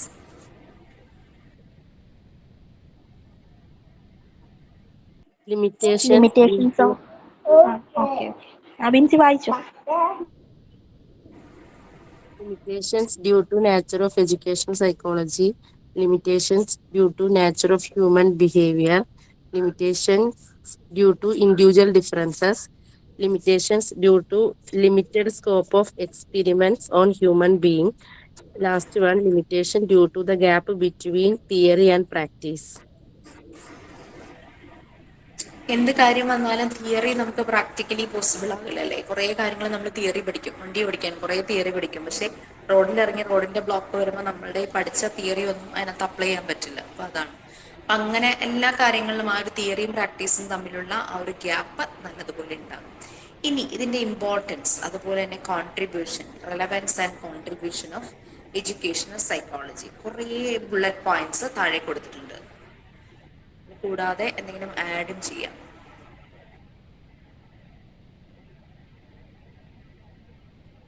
Relevance and contribution of educational psychology. നമ്മൾക്കൊരു സിസ്റ്റമാറ്റിക് നോളജ് എഡ്യൂക്കേഷണൽ സൈക്കോളജിയെ കുറിച്ച് ഒരു ടീച്ചർ എന്ന നിലയിൽ അറിയണം. അപ്പോൾ അതിൽ എന്തൊക്കെ സ്റ്റെപ്സ്, എന്തൊക്കെ കാര്യങ്ങൾ നമ്മൾ അറിഞ്ഞിരിക്കണം. ഒരു കുട്ടിയുടെ മുന്നിലേക്ക് പോകുമ്പോൾ അല്ലെങ്കിൽ കുട്ടിക്ക് ഒരു ആക്ടിവിറ്റി കൊടുക്കുമ്പോൾ നമ്മൾ എന്തെല്ലാം അറിഞ്ഞിരിക്കണം. ഒരു കുട്ടിയാവില്ല ഒരു ടീച്ചറെ സംബന്ധിച്ച് കൂടുതൽ കുട്ടികളുണ്ടാവും. പിന്നെ നമ്മൾ അനുഭവിക്കുന്ന ഒരു ചലഞ്ച് എന്ന് പറഞ്ഞു കഴിഞ്ഞാൽ നമ്പർ ഓഫ് സ്റ്റുഡൻസ് കൂടുതലും നമുക്ക് മാനേജ് ചെയ്യേണ്ട കുട്ടികളുടെ എണ്ണം ചിലപ്പോൾ സമയത്ത് കൂടുതലായിരിക്കും. ശരിക്കും പറഞ്ഞാൽ 20 കുട്ടികൾക്ക് ഒരു ടീച്ചർ, ആ ഒരു പ്രൊപ്പോർഷനാണ് വേണ്ടത്. പലപ്പോഴും 30-40 കുട്ടികളെ മാനേജ് ചെയ്യേണ്ടതായിട്ട് വരും. അപ്പം അങ്ങനെ വരുമ്പോൾ ഒരു കുട്ടിക്ക് നമുക്ക് 1 മിനിറ്റ് സമയം കൊടുക്കാൻ തന്നെ ചിലപ്പോൾ പറ്റിയെന്ന് വരില്ല. അപ്പം ആ ഒരു രീതിയിലൊക്കെ വരുമ്പോഴാണ് ബുദ്ധിമുട്ട് വരുന്നത്. ഞാൻ ടീച്ചിങ് പ്രാക്ടീസിന് വരുന്ന ആ ഒരു മോണ്ടിസോറി സ്കൂളിൽ, പ്യുവർ മോണ്ടിസോറി സ്കൂളായിരുന്നു, 15 കുട്ടികളായിരുന്നു ഉണ്ടായിരുന്നത്. 5 കുട്ടിക്ക് ഒരു ഫെസിലിറ്റേറ്റർ, ആ രീതിയിൽ ഞങ്ങൾ 3 ഫെസിലിറ്റേറ്ററും ഉണ്ടായിരുന്നു, അവിടുത്തെ ഡയറക്ടേഴ്സ് ആ സാറും ഉണ്ടായിരുന്നു, പിന്നെ അസിസ്റ്റന്റ് ആയിട്ട് 2 പേര്, ഡ്രൈവർ ഒരാൾ. അപ്പൊ തന്നെ നോക്കൂ, 15 കുട്ടികൾക്കാണ് അത്രയും staff, ടീച്ചിങ്ങും non teaching സ്റ്റാഫുമായിട്ട്.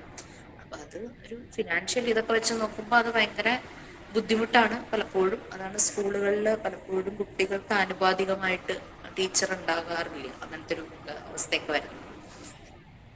Okay, so relevance and contribution of educational psychology കുറെ ബുള്ളറ്റ് പോയിന്റ്സ് കൊടുത്തിട്ടുണ്ട്. അങ്ങനെ നിങ്ങൾക്കത് 5 പോയിന്റ്സ് വീതം റീഡ് ചെയ്യാം. നിങ്ങൾക്ക് എന്തെങ്കിലും ആഡ് ചെയ്യാനുണ്ടെങ്കിൽ ആഡ് ചെയ്യാം, ഞാൻ നമുക്കത് എക്സ്പാൻഡ് ചെയ്ത് പറയാം. No problem. Yes please. To understand the learner, to cater the individual difference, to understand the learning process, to understand effective method of teaching, to understand development of characteristics. മുഴുവൻ വായിക്കണം മാം. Fine. Okay, അപ്പൊ നമ്മൾക്ക് first അറിയാം, കുട്ടിയെ മനസ്സിലാക്കുക ഏറ്റവും ആദ്യം അല്ലെ. To understand the learner, to cater the individual differences, ആ ഇൻഡിവിജ്വൽ ഡിഫറൻസസ് മനസ്സിലാക്കി കാര്യങ്ങൾ നമ്മൾക്ക് പ്രൊവൈഡ് ചെയ്യാനായിട്ട് പറ്റുക. പിന്നെ ആ കുട്ടിയെ പഠിപ്പിക്കേണ്ട ആ ലേണിംഗ് പ്രോസസ്സ്, ഏതൊക്കെ ആക്ടിവിറ്റീസ് യൂസ് ചെയ്യണം, ഏതൊക്കെ ടൂൾസ് യൂസ് ചെയ്യണം, ആ ലേണിംഗ് പ്രോസസ്സ് എന്താണെന്നുള്ളത് നമ്മൾ മനസ്സിലാക്കുക. പിന്നെ to understand effective method of teaching, ഏത് മെത്തേഡാണ് ആ കുട്ടിയിൽ ആപ്ലിക്കബിൾ ആകുന്നത്, അതിന് പറ്റിയ ഒരു മെത്തേഡ്. അപ്പോൾ ഒരു കുട്ടിക്ക് റൈറ്റിംഗ് ഭയങ്കര ലോ ആണെന്ന് വിചാരിക്കുക, പക്ഷെ അവൻ നല്ലപോലെ വരയ്ക്കും, നമുക്ക് വരയിലൂടെ അവനെ റൈറ്റിംഗിലേക്ക് എത്തിക്കാനായിട്ട് പറ്റും. ഡോക്ടർ മോണ്ടിസോറി ചെയ്തത് അങ്ങനെയാണ്. നിങ്ങൾ കിഡ്സ് ആക്ടിവിറ്റി ബുക്കിൽ ചെയ്യുന്നത് അങ്ങനെയാണ് അല്ലേ, കളർ ചെയ്യുന്നു, അങ്ങനെയൊക്കെ കാര്യങ്ങളൊക്കെ ചെയ്തിട്ടുണ്ടായിരുന്നു. അപ്പം നമ്മളവിടെ ഡ്രോയിങ് എന്നുള്ള കൺസെപ്റ്റ് കൊണ്ടുവന്നിട്ടാണ് അതിൽ കൂടെ കുട്ടിയെ എഴുതിക്കുന്നത്. അല്ലാതെ എഴുതാൻ പറ്റാത്ത ഒരു കുട്ടിക്ക് കുറേ ഇമ്പോസിഷൻ കൊടുത്തിട്ട് യാതൊരു പ്രയോജനമില്ല അല്ലേ. സോ അങ്ങനെ എഫക്റ്റീവ് മെത്തേഡ് ഓഫ് ടീച്ചിങ് അത് മനസ്സിലാക്കുക. പിന്നെ ഡെവലപ്മെന്റ് ക്യാരക്ടറിസ്റ്റിക്സ് മനസ്സിലാക്കുക എന്നുള്ളതാണ്. നമ്മളൊരു കുട്ടിയുടെ ഓരോ ഏജിലും ആ കുട്ടിയുടെ ഡെവലപ്മെന്റും അതുമായി റിലേറ്റ് ചെയ്ത കാര്യങ്ങളും നമുക്ക് ഒരു അറിവുണ്ടായിരിക്കണം. ഈ ഒരു പ്രായത്തിൽ കുട്ടിക്ക് ഈ ഒരു ഡെവലപ്മെന്റ് ഉണ്ടാകണം, ഈ ഒരു ചേഞ്ച് വരണം. അതേസമയം കുട്ടിയുടെ ക്രോണോളജിക്കൽ ഏജും മെന്റൽ ഏജും തമ്മിലുള്ള ഡിഫറൻസ് ഉണ്ടെങ്കിൽ, അതായത് 6 വയസ്സുള്ള കുട്ടിയാണ് പക്ഷെ കാണിക്കുന്നത് മുഴുവൻ 2 വയസ്സുകാരൻ കാണിക്കുന്ന പോലെ, അങ്ങനെ വരുമ്പോൾ അത് ശരിക്കും ഒരു ഡിസബിലിറ്റി തന്നെയാണ്.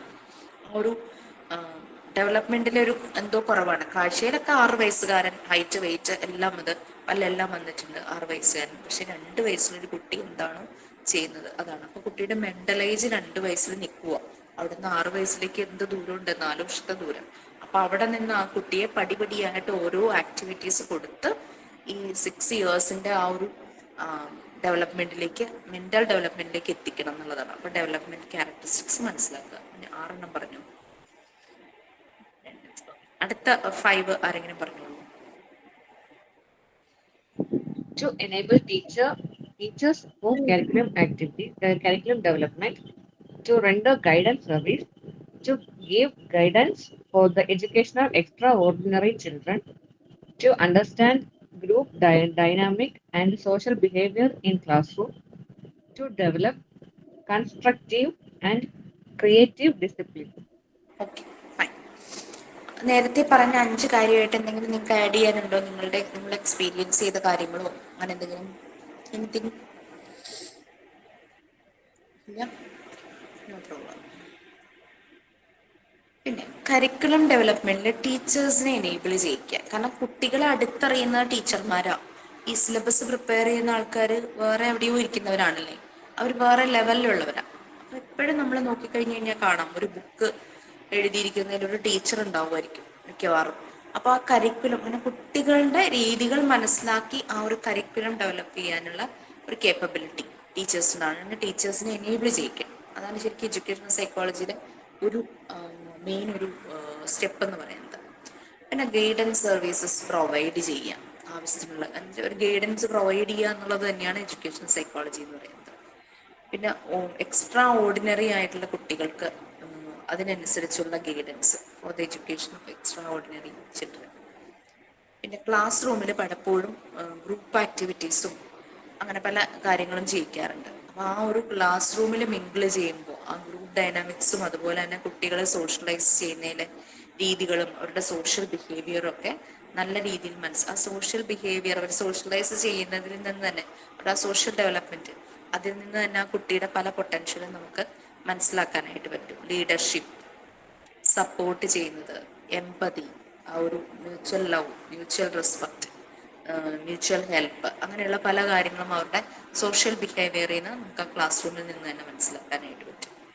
To develop constructive and creative discipline, അതായത് പലപ്പോഴും അവർ എന്തെങ്കിലും ഒരു മിസ്റ്റേക്ക് പറ്റിക്കഴിഞ്ഞാൽ കുട്ടിയെ പണിഷ് ചെയ്യുക, പുറത്തിറക്കി നിർത്തുക, ഇമ്പോസിഷൻ കൊടുക്കുക, അല്ലെങ്കിൽ അങ്ങനെയൊക്കെ കുറെ കാര്യങ്ങളൊക്കെ ചെയ്യുന്നു. അതിന് പകരം കുറച്ച് ക്രിയേറ്റീവ് ആയിട്ടുള്ള കൺസ്ട്രക്റ്റീവ് ആയിട്ടുള്ള മെത്തേഡ്സ് എടുക്കുക. അതായത് കുട്ടിക്ക് യൂസ്ഫുൾ ആകുന്ന രീതിയിലുള്ള ഒരു ഡിസിപ്ലിൻ മെത്തേഡ്. വളരെ അഗ്രസീവായ കുട്ടികളെയൊക്കെ ക്ലാസ്സിന്റെ പ്രീഫെക്റ്റ് ലീഡർ ആക്കുമല്ലോ. അപ്പോൾ അവരുടെ ആ ഒരു റെസ്പോൺസിബിലിറ്റി, ഒരു രീതിയെ അങ്ങ് മാറും. ആ അഗ്രസീവ്നെസ് ഒക്കെ മാറി ആ ഹൈയിൽ നിന്ന എനർജി മുഴുവനും അവർ നല്ല കാര്യത്തിലേക്ക് ഡീവിയേറ്റ് ചെയ്യപ്പെടും. അപ്പൊ അങ്ങനെയൊക്കെ മാറും. അപ്പൊ അങ്ങനെയുള്ള രീതിയിലുള്ള കുട്ടികൾക്ക് താല്പര്യം തോന്നുന്ന രീതിയിലുള്ള ഒരു constructive and creative discipline methods use ചെയ്യുക റാദർ ദാൻ പണിഷ്മെന്റ്. അങ്ങനെയുള്ളത്. ഓക്കെ, നെക്സ്റ്റ് ഇനിയുള്ള പോയിന്റ്സ് എല്ലാം വായിച്ചോളൂ. എന്തെങ്കിലും ആഡ് ചെയ്യാനുണ്ടെങ്കിൽ ആഡ് ചെയ്തോളൂ കേട്ടോ. ആർക്കെങ്കിലും എന്തെങ്കിലും അനുഭവങ്ങളോ? അങ്ങനെ ഒരു അനുഭവം ഉണ്ട് മാം. എന്തോ? എനിക്ക് അങ്ങനെ ഒരു അനുഭവം ഉണ്ട്. പറയൂ. ഞാനിതുപോലെ ടീച്ചിങ് പ്രാക്ടീസിന് പോയ സമയത്ത് എന്റെ ക്ലാസ്സിൽ ഒരു ADHD കുട്ടി ഉണ്ടായിരുന്നു. അപ്പോ നമുക്ക് ഒട്ടും ക്ലാസ് എടുക്കാനായിട്ട് ആൾ സമ്മതിക്കില്ല. ആൾ ഇങ്ങനെ കിടന്ന് ഊളെടുത്തോണ്ടേയിരിക്കും. അത് കഴിഞ്ഞ് നമ്മൾ ബോർഡിൽ നോക്കി എന്തെങ്കിലും എഴുതി വരുമ്പോ നോക്കുമ്പോ ആളെ ക്ലാസ്സിൽ കാണില്ല. ആള് എനിക്ക് ഓടും ക്ലാസ്സിൽ നിന്ന്. അപ്പൊ ഗേറ്റ് ഒക്കെ പൂട്ടിയിട്ട് ആ കുട്ടീനെ അങ്ങനെ കൊണ്ട് നടക്കായിരുന്നു. ഒരു ദിവസം ഇതുപോലെ ഞാനിങ്ങനെ ബോഡി പാർട്സിന്റെ ഇതൊക്കെ ക്ലാസ് എടുത്തുകൊണ്ടിരിക്കലേ ഞാൻ തിരിഞ്ഞിട്ട് കുട്ടീനെ കാണാനില്ലേ. ഈ കുട്ടി പോയിട്ട് അപ്പുറത്തെ ക്ലാസ്സിൽ പോയി ഇരിക്കുക. അപ്പൊ അവിടുന്ന് വിളിച്ചുകൊണ്ട് വന്നു. അപ്പൊ എന്തെങ്കിലും ആക്ടിവിറ്റി കൊടുക്കണല്ലോ. പക്ഷെ അത് നന്നായിട്ട് ഇങ്ങനെ വർക്ക് എക്സ്പീരിയൻസ് ഒക്കെ നന്നായിട്ട് ചെയ്യും. അപ്പൊ ടീച്ചർമാർ പറഞ്ഞു അവിടെ അപ്പുറത്തെ ഫ്ലാഗ് ഇരിക്കുന്നുണ്ട്, അത് എടുത്ത് കൊണ്ടുപോയി കൊടുത്ത് കഴിഞ്ഞാൽ അവൻ എന്തെങ്കിലും ചെയ്തോളുന്നു. അങ്ങനെ ഞാൻ പറഞ്ഞു എനിക്ക് ഇത് വെച്ചിട്ട് ഏത് ബോഡി പാർട്സ് ആണ് ഉണ്ടാക്കാൻ പറ്റുക അത് ഉണ്ടാക്കാൻ പറഞ്ഞു. ആള് ഒരുപാട് ഹാർട്ടിന്റെ ഷേപ്പ് കുറെ കാര്യങ്ങൾ ഇരുന്ന് ചെയ്തു. അപ്പൊ അവർക്ക് ചിലപ്പോ അങ്ങനെയായിരിക്കും കഴിവുണ്ടായിരിക്കണം. എന്നോട് ആള് എല്ലാം പറയുന്നുണ്ട്. ഇതിന്റെ ഹാർട്ടാണ്, ഇത് ലിവറാണെന്നൊക്കെ പറഞ്ഞിട്ട് ആള് കുറെ ഇങ്ങനെ ഉണ്ടാക്കി വെച്ചിട്ടുണ്ട്. ആൾക്ക് ബോഡി പാർട്സ് ഒക്കെ അതിലൂടെ പഠിക്കാനുള്ള ഒരു കഴിവുണ്ട്. പക്ഷെ ക്ലാസ്സിൽ ഇതുപോലെ ഇരിക്കാൻ പറ്റാത്തൊരവസ്ഥ. അങ്ങനെ ഒരു എക്സ്പീരിയൻസ് ഉണ്ടായിരുന്നു. മെസ്സേജ് നമുക്ക് ഡിൽനെയാന്ന് തോന്നുന്നു വായിച്ചത്. ഹൈപ്പർ ആക്റ്റീവ് ആയിട്ടുള്ള കുട്ടികളെ എങ്ങനെ മാനേജ് ചെയ്യാം? നമുക്ക് ബ്രെയിൻ എക്സസൈസ് കൊടുക്കാം. അവരപ്പോൾ ഇരുന്ന് ചെയ്തോളും. അവർക്ക് ഇൻട്രസ്റ്റ് തോന്നണം.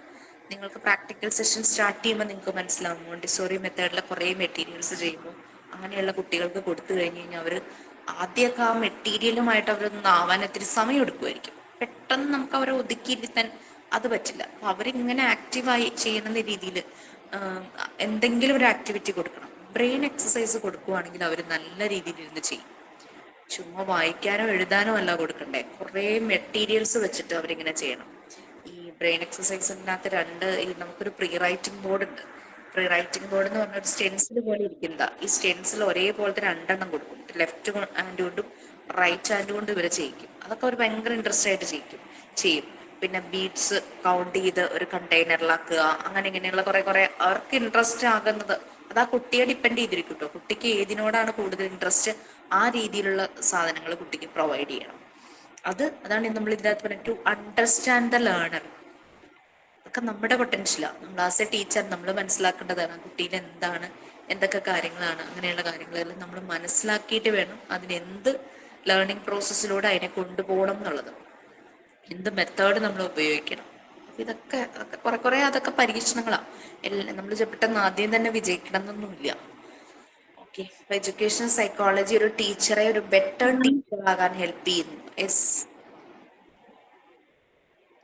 മാം, കഴിഞ്ഞ സാറ്റർഡേ മോളുടെ PT ആയിരുന്നു. അപ്പോൾ PTക്ക് പോയപ്പം ടീച്ചേഴ്സിന്റെ മെയിൻ കംപ്ലൈന്റ് എല്ലാ സബ്ജക്റ്റ് ഇല്ല, മലയാളം, കമ്പ്യൂട്ടർ, മാത്സ്, ഈ ടീച്ചേഴ്സ് ഒഴിച്ച് ബാക്കി എല്ലാവർക്കും ഭയങ്കര കംപ്ലൈന്റ് ആണ്. കുട്ടി ക്ലാസ്സിൽ അടങ്ങിയിരിക്കുന്നതേ ഇല്ല. 5 സെക്കൻഡ് ഇരുന്നാല് 10 സെക്കൻഡ് അവൾ ഓട്ടോ ആയിരിക്കും. ഞാൻ അവളോട് ചോദിച്ചപ്പോൾ പറഞ്ഞു ക്ലാസ് ഭയങ്കര ബോറിങ്ങാ, എനിക്ക് പഠിക്കാൻ തോന്നുന്നില്ല, ഇൻട്രസ്റ്റ് ഇല്ല എന്ന് പറഞ്ഞു. പക്ഷെ മാത്സ് ടീച്ചേഴ്സിനോടൊന്നും വലിയ കുഴപ്പമില്ല. അതെന്താ അങ്ങനെയെന്ന് എനിക്കറിയില്ല. പക്ഷെ എൻ്റെ അടുത്ത് വരുമ്പോൾ ഇരിക്കുകയും ചെയ്യുന്നുണ്ട്. മനസ്സിലായില്ലേ? ആ ലേണറെ മനസ്സിലാക്കി ടു അണ്ടർസ്റ്റാൻഡ് ദ ലേണർ തന്നെയാണ് ടീച്ചർമാർ മനസ്സിലാക്കി അതിനനുസരിച്ച് അവർ ചെയ്യുന്നില്ല. അവരിപ്പോ ഒരു ട്രഡീഷണൽ വേയിൽ എല്ലാ കുട്ടികളെയും കൂടെ ഒരുമിച്ചിരുത്തിയുള്ള ക്ലാസ് എടുക്കല്ലേ. ഒരു മിനിറ്റ്, മോൻ ലാപ്ടോപ്പിൽ ചെയ്യുന്ന അതിന് മെസ്സേജ് അയച്ചിട്ടുണ്ട്. ലാപ്ടോപ്പിൽ ചെയ്യും അവൻ. അത് MS പെയിന്റിംഗ് ഒക്കെ കൊടുക്കും, പെയിന്റ് ചെയ്യാൻ കൊടുക്കും. അല്ലാതെ ഗെയിംസിനേക്കാൾ കൂടുതൽ പെയിന്റിംഗ് ഒക്കെ കാണിച്ചു കൊടുത്തു കഴിഞ്ഞാൽ കുറെ നേരം അവർ അതിനകത്ത് ഇരുന്ന കളറൊക്കെ കണ്ട് ഭയങ്കര ഹാപ്പി ആയിട്ടിരിക്കും. ഇത് മോള് ആൻസർ പറഞ്ഞുവല്ലോ, ബോറിംഗ് ആന്ന് പറഞ്ഞു. അത് തന്നെയാണ്, ആ ടീച്ചർമാർ അവരുടെ ടീച്ചിങ് മെത്തേഡ് മാറ്റണം. നമുക്ക് കാരണം നമ്മളുടെ കൂടെ ഇരിക്കുന്നു, അത് മാത്സിനൊന്നും കുഴപ്പമില്ല, മാത്സ് ഇഷ്ടമാണ്, മലയാളം ഇഷ്ടമാണ്. പിന്നെ ഞാന് വീട്ടിൽ വന്നു കഴിഞ്ഞിട്ട് ഇപ്പൊ അവിടെ റിവിഷൻ ചെയ്യുക. ഇപ്പൊ അവിടെ റിവിഷനാ, ഞാൻ പിന്നെ ആ സബ്ജക്ട് തന്നെ എടുത്തോണ്ടിരിക്കുക. ടീച്ചർമാർക്ക് ഭയങ്കര കംപ്ലൈന്റാ, ക്ലാസ്സിൽ ഇരിക്കുന്നില്ല. ഏറ്റവും കൂടുതൽ കംപ്ലൈന്റ് ഇംഗ്ലീഷ് ടീച്ചറിനാ. എനിക്കറിയില്ല എന്തോ ചെയ്യാൻ പറ്റും. ആദ്യം കുറെ വഴക്ക് പറഞ്ഞു, പിന്നെ ടീച്ചർ മെത്തേഡ് മാറ്റൂ അതാണെന്നൊക്കെ നമുക്ക് നമ്മുടെ സൈക്കോളജി അവിടെ കൊണ്ട് പറയാൻ പറ്റില്ലല്ലോ. അവര് തന്നെ മാറണം ടീച്ചേഴ്സ്. മോളെ നമുക്കൊന്ന് ജസ്റ്റ് നമ്മളുടെ സ്നേഹം കൊണ്ട് ചിലപ്പോൾ മോള് നമ്മൾ പറഞ്ഞു കഴിഞ്ഞാൽ കുറച്ച് കാര്യങ്ങളൊക്കെ ഒന്ന് ശ്രദ്ധിക്കുമായിരിക്കുമല്ലോ. വഴക്ക് പറഞ്ഞിട്ട് കാര്യമില്ലല്ലോ. അപ്പൊ നമ്മളത് എന്തുകൊണ്ടാണ് കുട്ടി എങ്ങനെ ഓടുന്നത് എന്നുള്ളത് ഇപ്പൊ ബോറിംഗ് ആണെന്ന് മോള് പറഞ്ഞു. അപ്പൊ മോളോട് ചോദിക്കണം, മോളെ എങ്ങനെയാ പഠിപ്പിക്കണ്ടേന്നൊക്കെ ചോദിക്കണം. അപ്പൊ അവള് പറയും കഥയും ഡാൻസും പാട്ടും ഒക്കെ തന്നെയായിരിക്കും അവൾ എന്നോട് പറഞ്ഞു, മാത്സ് ടീച്ചർ പഠിപ്പിക്കുന്ന പോലെ പഠിപ്പിച്ചാൽ ഇഷ്ടമാണെന്ന് പറഞ്ഞു. ടീച്ചറിനെ ഭയങ്കര ഇഷ്ടമാണ്. മാത്സ് ടീച്ചറും മലയാളം ടീച്ചറിനും ഇഷ്ടമാണ്. EVS ടീച്ചറിനോടും കുറച്ച് താല്പര്യക്കുറവുണ്ട്. കാരണം അവര് ആ സബ്ജക്റ്റ് എടുത്തു പോകുന്നു, അങ്ങനെ എന്തെങ്കിലും ആയിരിക്കും. കുട്ടികളുമായിട്ടുള്ള ഒരു ബോണ്ടിങ്ങും ഇന്ററാക്ഷനും അവർക്ക് കുറവായിരിക്കും. അതുകൊണ്ട് തന്നെയാണ് ടീച്ചറെ നമുക്ക് കുട്ടീനെ അതിനകത്ത് ഒന്നുമില്ല ബ്ലെയിം ചെയ്യാൻ. കുട്ടി പറഞ്ഞത് കറക്റ്റ് തന്നെയാ. കുട്ടി ശരിക്കും അവരെ അനലൈസ് ചെയ്തു, അവർ ഇവാലുവേഷൻ നടത്തി മോള്. ഓക്കെ, നമുക്കിപ്പോ ശരിക്കും അത് ടീച്ചേഴ്സ് സ്വയം, അതാണ് ശരിക്കും ആ ഒരു എഡ്യൂക്കേഷൻ സൈക്കോളജി നല്ല രീതിയിൽ മനസ്സിലാക്കുന്ന ഒരു ടീച്ചറെ സെൽഫ് അനാലിസിസ് നടത്തി സ്വയം മാറണം. എന്നാലേ അത് എന്തുകൊണ്ട് കുട്ടി എന്നെ കേൾക്കുന്നില്ല, അല്ലെങ്കിൽ കുട്ടി എന്തുകൊണ്ട് അത് അനുസരിക്കുന്നില്ല എന്ന് അത് കുട്ടിയെ ബ്ലെയിം ചെയ്യോ പാരന്റ്സിനോട് കംപ്ലൈന്റ് ചെയ്യുകയോ അല്ല ചെയ്യേണ്ടത്. കാരണം ആ കുട്ടി മറ്റു ക്ലാസ്സിൽ എങ്ങനെയാണെന്നുള്ളതും കൂടെ അവരറിയണം. ഓക്കെ, ചിലപ്പോ ശരി. പ്രായം ചെന്ന വല്ല ടീച്ചേഴ്സ് ആയിരിക്കും ആ ഇംഗ്ലീഷ് എടുക്കണേ, അതിന്റെ എന്ത് ഉണ്ടാവാം. അല്ല, ചിലപ്പോ പ്രായം ചെന്ന വല്ല ടീച്ചേഴ്സ് സ്റ്റേജിലാണ്. ആയിരിക്കാം ഇംഗ്ലീഷ് എടുക്കണേ, അതിന്റെ ഉണ്ടാവാം. അപ്പൊ ഞാൻ ഇപ്പൊ സ്കൂളിൽ പോയപ്പോ നമ്മൾ പുതിയതായിട്ട് കയറുന്നവരെല്ലാവരും കുറച്ച് പഠിച്ച് കുറച്ച് ആക്ടിവിറ്റി ഓറിയന്റഡ് ആയിട്ടാണ് ക്ലാസ് എടുക്കുക. പഴയ ടീച്ചർമാര് ഓൾറെഡി അവർക്ക് അറിയാവുന്ന എക്സ്പീരിയൻസ് വെച്ചിട്ട് ഒരു നോട്ട് പോലും ഉണ്ടാവില്ല അവർക്ക്, പക്ഷെ കയ്യിൽ നിന്ന് എടുത്ത് ചെയ്യിക്കാൻ പറ്റും. അങ്ങനെയാണ് ക്ലാസ് എടുക്കാൻ വരണേ. നമ്മൾ ചെയ്യുമ്പോൾ കുട്ടികൾ ചിലപ്പോൾ ഗ്രൂപ്പ് ആക്ടിവിറ്റി അല്ലെങ്കിൽ ഇൻഡിവിജ്വൽ ആയിട്ട് ഒരു ആക്ടിവിറ്റി, ചിലപ്പോൾ നമ്മുടെ ക്ലാസ്സിൽ നല്ല സൗണ്ട് ഒക്കെ കേൾക്കാം, കൈയടിക്കുന്നതും ഡാൻസ് കളിക്കുന്നതും. അവരെ ക്ലാസ്സിൽ ഒരു സൗണ്ട് ഉണ്ടാവില്ല, ടീച്ചറുടെ സൗണ്ട് മാത്രമായിരിക്കും കേൾക്കുന്നുണ്ടാവുക. അപ്പോ ചിലപ്പോൾ അങ്ങനെയും പ്രശ്നമുണ്ടാവും. ചില കുട്ടികൾക്ക് ഇപ്പൊ ടീച്ചർ ഇങ്ങനെ പറയുമ്പോൾ അധികം നേരം ശ്രദ്ധിച്ചിരിക്കാൻ പറ്റില്ലല്ലോ. അപ്പൊ ചിലപ്പോ ആ ഒരു കാരണം കൊണ്ടായിരിക്കും ചിലപ്പോ എഴുന്നേറ്റ് പോണത്. അപ്പൊ അത് ചിലപ്പോ എനിക്ക് തോന്നുന്നു അങ്ങനെ ടീച്ചേഴ്സ് ഒരുങ്ങി വരാത്തതിന്റെ ഒരു പ്രശ്നമാണ്. ചിലപ്പോ അത് ഇത്തിരി പ്രായം ചെന്ന എക്സ്പീരിയൻസ് ഉള്ള ടീച്ചർ ആയിരിക്കും എന്നാണ് എനിക്ക് കൂടുതലും തോന്നണത്.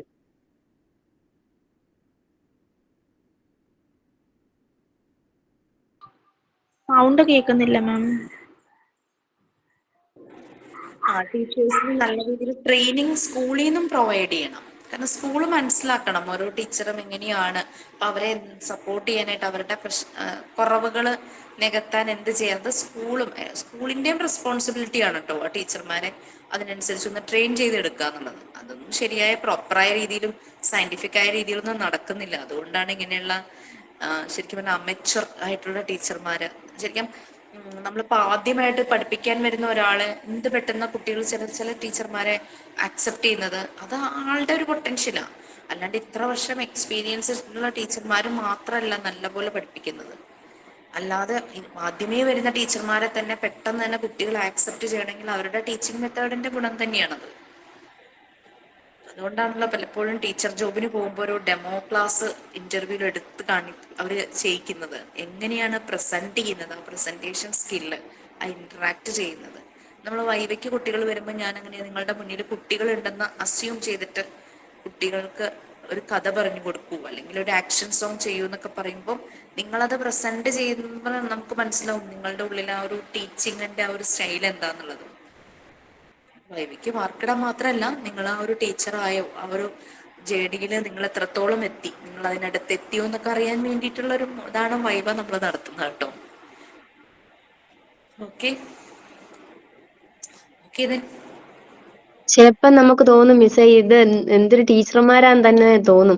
കാരണം 5ലും 6ലൊക്കെ പഠിക്കുന്ന കുഞ്ഞുങ്ങൾ തന്നെ ചില ടീച്ചേഴ്സിനെ വന്നിട്ട് ഒരു ടീച്ചറിന് പോലും പറയാനായിട്ട് തന്നെ അവർക്കൊരു ബുദ്ധിമുട്ടുണ്ട്. അപ്പൊ ആ ഒരു ടീച്ചിങ് മെത്തേഡ് ആയിരിക്കുമല്ലോ.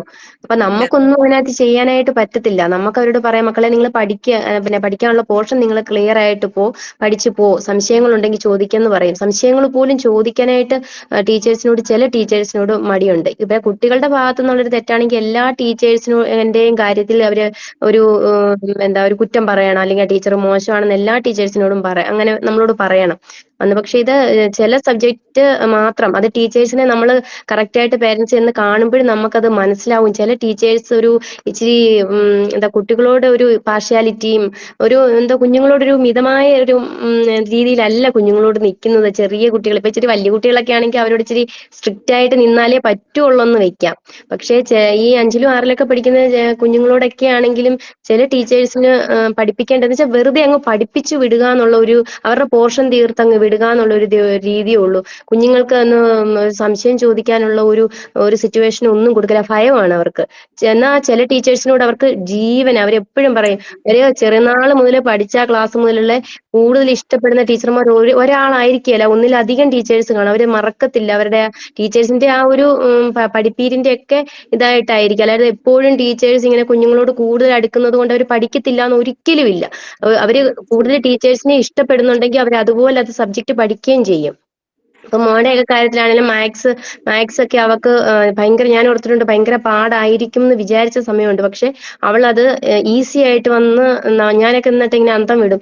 ഇവള് നമ്മളെ വന്ന് പഠിപ്പിക്കും. കാരണം അത്രയും നന്നായിട്ടാണ് ആ മിസ് മാത്സ് പോലും പഠിപ്പിക്കുന്നത്, മാത്സും മലയാളവും ഒക്കെ. പക്ഷെ അവൾ എപ്പോഴും വന്ന് പറയും, ഇച്ചിരി ഏജ് ആയിട്ടുള്ളൊരു മിസ്സാ ഇംഗ്ലീഷ് പഠിപ്പിക്കുന്നത്. എപ്പോഴും വന്നിട്ട് പറയും, അവൾ ആ ടീച്ചറിനെ കുറിച്ച് പറയും, ടീച്ചർ വരുമ്പോഴേ ആ മുഖം കാണുമ്പോഴേ എന്തോ ഒരു പേടിയാ, ഇന്ന് ആ മിസ് ഉണ്ടല്ലോ എന്ന് പറഞ്ഞാ ഇവിടുന്ന് പോകുന്നത്. അപ്പൊ അപ്പൊ ഞാൻ പറയും, മക്കൾ അത് കാര്യമാക്കണ്ട, ക്ലാസ്സിൽ ശ്രദ്ധിച്ചങ്ങ് ഇരുന്നാ മതി. അപ്പൊ സംശയങ്ങൾ ജസ്റ്റ് ഉണ്ടെങ്കിൽ ചോദിക്കണം എന്ന് പറയും. ചോദിച്ചാൽ അപ്പൊ പറയും ക്ലാസ്സിൽ ശ്രദ്ധിച്ചിരിക്കണമായിരുന്നു എന്ന് പറയും. അങ്ങനെയല്ലല്ലോ ഒരു ടീച്ചർ ചോദിക്കേണ്ടത്. ചിലപ്പോൾ ഒരു കുട്ടിക്ക് നമ്മൾ ഒരു 1 2 തവണ പറഞ്ഞാൽ പോലും ചിലപ്പോൾ മനസ്സിലാവണമെന്നില്ല. അപ്പം ഒരു തവണയും കൂടെ പറയുമ്പോഴായിരിക്കും ഗ്രാമറൊക്കെ മനസ്സിലാവുന്നത്. അപ്പൊ പിന്നെ ഒന്നുകൂടെ ചോദിച്ചാൽ പറയും, ഞാൻ പഠിപ്പിച്ചുകൊണ്ടിരുന്നപ്പോ എവിടെയായിരുന്നു, ക്ലാസ്സിലല്ലായിരുന്നു ശ്രദ്ധ എന്ന് ചോദിക്കും. കുഞ്ഞു കുട്ടികളോടാ ചോദിക്കുന്നത്. അപ്പൊ അതൊക്കെയാണ് കുഞ്ഞുങ്ങൾക്ക് ഒരു വിഷമം വരുന്നത്. മോളെപ്പോഴും വന്ന് എന്നോട് അങ്ങനെ ഓരോ വിഷമങ്ങൾ ഇങ്ങനെ പറയും. അതേ ഇംഗ്ലീഷ് മിസ്സിന്റെ കാര്യത്തിലേ പറയാറുള്ളൂ, വേറെ എല്ലാ മിസ്സുമാരും അങ്ങനെയല്ല. അപ്പൊ ഞാനും ചെന്നിട്ട് ഇങ്ങനെ പറഞ്ഞു, നമുക്ക് ഗ്രാമറിന് ഇച്ചിരി മാർക്ക് പറഞ്ഞപ്പോ ഞാനിങ്ങനെ മിസ്സിനോട് ഇന്ന് ചോദിച്ചപ്പോഴും പറയുന്നത്, അവൾ സംശയം എന്തെങ്കിലും ഉണ്ടോ ചോദിച്ചാൽ ഇല്ലെന്ന് പറയുന്നു. പക്ഷെ അവൾ എന്നോട് വന്ന് പറഞ്ഞിട്ടുണ്ട്, അമ്മയെ സംശയമുണ്ട്, ചോദിക്കാനായിട്ട് ഭയവാ, ചോദിച്ചു കഴിഞ്ഞാല് മിസ് ഇങ്ങനെയാ പറയുന്നത്, ക്ലാസ്സിൽ ഞാൻ പഠിപ്പിച്ചപ്പോ എവിടെയായിരുന്നു ശ്രദ്ധ, ഇങ്ങനെയാ ചോദിക്കുന്നതെന്ന് പറയും. അപ്പൊ അങ്ങനെയും വരുന്നുണ്ട് കുഞ്ഞുങ്ങൾക്ക്. അപ്പൊ ടീച്ചറും സ്ട്രിക്റ്റിനോടൊപ്പം തന്നെ സ്നേഹമായിട്ടും കൂടെ അതിനൊരു സ്പേസ് കൊടുക്കണം. ചോദിക്കാൻ, കുഞ്ഞുങ്ങൾക്ക് ക്വസ്റ്റ്യൻ ഒക്കെ ചോദിക്കാനോ സംശയങ്ങൾ ചോദിക്കാനൊക്കെ ഒരു സ്പേസും ടീച്ചർമാര് കൊടുക്കണം. എങ്കിൽ മാത്രം എപ്പോഴും ഇങ്ങനെ സ്ട്രിക്റ്റ് ആയിട്ട് നിന്ന് കഴിഞ്ഞു കഴിഞ്ഞാൽ തന്നെ കുഞ്ഞുങ്ങൾക്ക് പിന്നെ അവരെ സംശയങ്ങൾ ഉള്ളിൽ ഒതുക്കി വെക്കത്തുള്ളൂ. ഫീസ് കൊടുത്ത് പഠിപ്പിച്ചിട്ട് പിന്നെ നമ്മൾ വേണം വീട്ടിലിരുന്ന് ഒരു ട്യൂഷൻ എടുക്കുന്നേക്കാളും ഭയങ്കരമായിട്ട് വേണം പോർഷൻ ഒന്നേന്നെ പറഞ്ഞ് പഠിപ്പിക്കാനായിട്ട്. അപ്പൊ ടീച്ചേഴ്സും കൂടെ അതിനൊരു സ്പേസ് കൊടുക്കണം. നന്നായിട്ട് സ്പേസ് കൊടുത്തെങ്കിൽ മാത്രമേ കുഞ്ഞുങ്ങൾക്കും ആ സംശയങ്ങളൊക്കെ ഒന്ന് തീർത്ത് മുന്നോട്ട് പോകാൻ പറ്റുള്ളൂ. സംശയങ്ങൾ തീർത്താൽ പിന്നെ നമുക്ക് ഒരു ഭാരവും ഇല്ല. അങ്ങനെയാണെങ്കിൽ മാത്സിന്റെ കാര്യത്തിൽ നമ്മൾ ഒരുപാട് കഷ്ടപ്പെടണ്ടേ, ഇത് അങ്ങനെയൊന്നും കഷ്ടപ്പെടേണ്ടി വരുന്നില്ല. പക്ഷെ ചില ടീച്ചേഴ്സിന്റെ ഭാഗത്തു നിന്നുണ്ടാവുന്ന ഇതാണ് നമുക്ക് ഒരുപാട് കഷ്ടപ്പാട് വരുന്നുണ്ട് എക്സാം ടൈം ഒക്കെ ആവുമ്പം. ആ ഒരു സ്കൂളിൽ തന്നെ ആ ഒരു പഠനം നല്ല രീതിയിൽ പോവുകയാണെങ്കിൽ നമ്മൾക്ക് വീട്ടിൽ വലിയ ബുദ്ധിമുട്ടുണ്ടാവില്ല. പിന്നെ ഒരു ഏജ് ആകുമ്പോഴേക്കും അവർ തന്നെ പഠിക്കുകയും ചെയ്യും. അത് ഓക്കെ, ജിഷ പറഞ്ഞത് കറക്റ്റ്. നമ്മൾ എത്രയും കഷ്ടപ്പെട്ട് അവരെ സ്കൂളിൽ അയക്കുമ്പോൾ പിന്നെ വീട്ടിലിരുത്തി പഠിപ്പിക്കണം. ചില ട്യൂഷൻ, ഞാൻ പറഞ്ഞൊരു ടീച്ചറുടെ വായന ഞാൻ കേട്ടതാണ്, ഒരു ഹൈസ്കൂളിൽ പഠിക്കുന്ന ഒരു ടീച്ചർ. പിള്ളേരെന്തായാലും ട്യൂഷനൊക്കെ പോകുന്നുണ്ട്, അപ്പൊ പിന്നെ അതുങ്ങളൊക്കെ പരീക്ഷയ്ക്ക് ജയിച്ചോളും, എനിക്ക് പോർഷൻ കവർ ചെയ്താൽ മതി, ടീച്ചർ പറഞ്ഞതാണ്. അതാണ് അവസ്ഥ. എല്ലാവരും ട്യൂഷന് പോകുന്നുണ്ടല്ലോ, അപ്പൊ അവരെന്തായാലും പഠിച്ചോളും. അപ്പൊ ടീച്ചർക്ക് പേരുദോഷം ഉണ്ടാവില്ല, കുട്ടികൾ പഠിച്ചോളും. ട്യൂഷൻ ഉള്ളത് കാരണം ടീച്ചർക്ക് ടെൻഷൻ ഇല്ല. അതൊക്കെയാണ് അവസ്ഥ. ഓക്കെ ഓക്കെ എന്നാലും നമ്മളുടെ കുട്ടികളെ നമ്മൾ നോക്കുക. നമ്മളുടെ മുന്നിൽ വരുന്ന ടീച്ചറായിട്ട് വർക്ക് ചെയ്യുകയാണെങ്കിലും നമ്മുടെ മുന്നിൽ വരുന്ന കുട്ടികളെയൊക്കെ നമ്മൾ മാക്സിമം സപ്പോർട്ട് ചെയ്യുക, അവരെ ഗൈഡ് ചെയ്യുക. അതാണ് അവർക്കൊരു പേടി എന്നല്ല, ആ ഒരു നമ്മളുമായിട്ടുള്ളൊരു ബോണ്ടിങ് ഉണ്ടെങ്കിൽ അവരെ ഡെഫിനറ്റ്ലി അവർ ആ ലേണിംഗ് പ്രോസസ്സിലൂടെ നല്ല രീതിയിൽ തന്നെ പോകും. Okay then have a nice day. ഞാൻ എൻ്റെ ലാപ്ടോപ്പിൻ്റെ ഓഡിയോ ഒന്ന് ശരിയാക്കട്ടെ. Bye. Thank you, ma'am. Thank you, ma'am. Thank you, ma'am.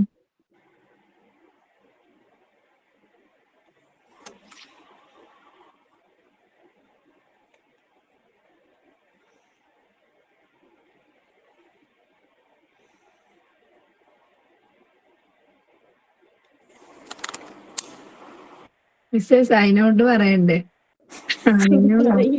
ആരെങ്കിലും പറയുന്ന വെച്ചാൽ ഞാൻ മിണ്ടാതിരിക്കണതാ. എല്ലാരും പോയി പറയും. അല്ല, മിസ് പറഞ്ഞില്ല. അപ്പൊ പിന്നെ വിചാരിച്ചു ഇനി ആരെങ്കിലും പറയണമെന്ന് വെയിറ്റ് ചെയ്യണേ ഞാനും. ഇന്ന് ക്ലാസ് വെക്കാൻ നല്ലതായിരുന്നു, വളരെ നല്ലതായിരുന്നു. മിസ് ഇന്ന് കേറാൻ പറ്റി, വലിയ കാര്യം. നല്ല ക്ലാസ് ആയിരുന്നു മിസ്. കുട്ടികളെ കുറിച്ചുള്ള എല്ലാ അറിവുകളും കിട്ടി. Okay, thank you. Okay bye.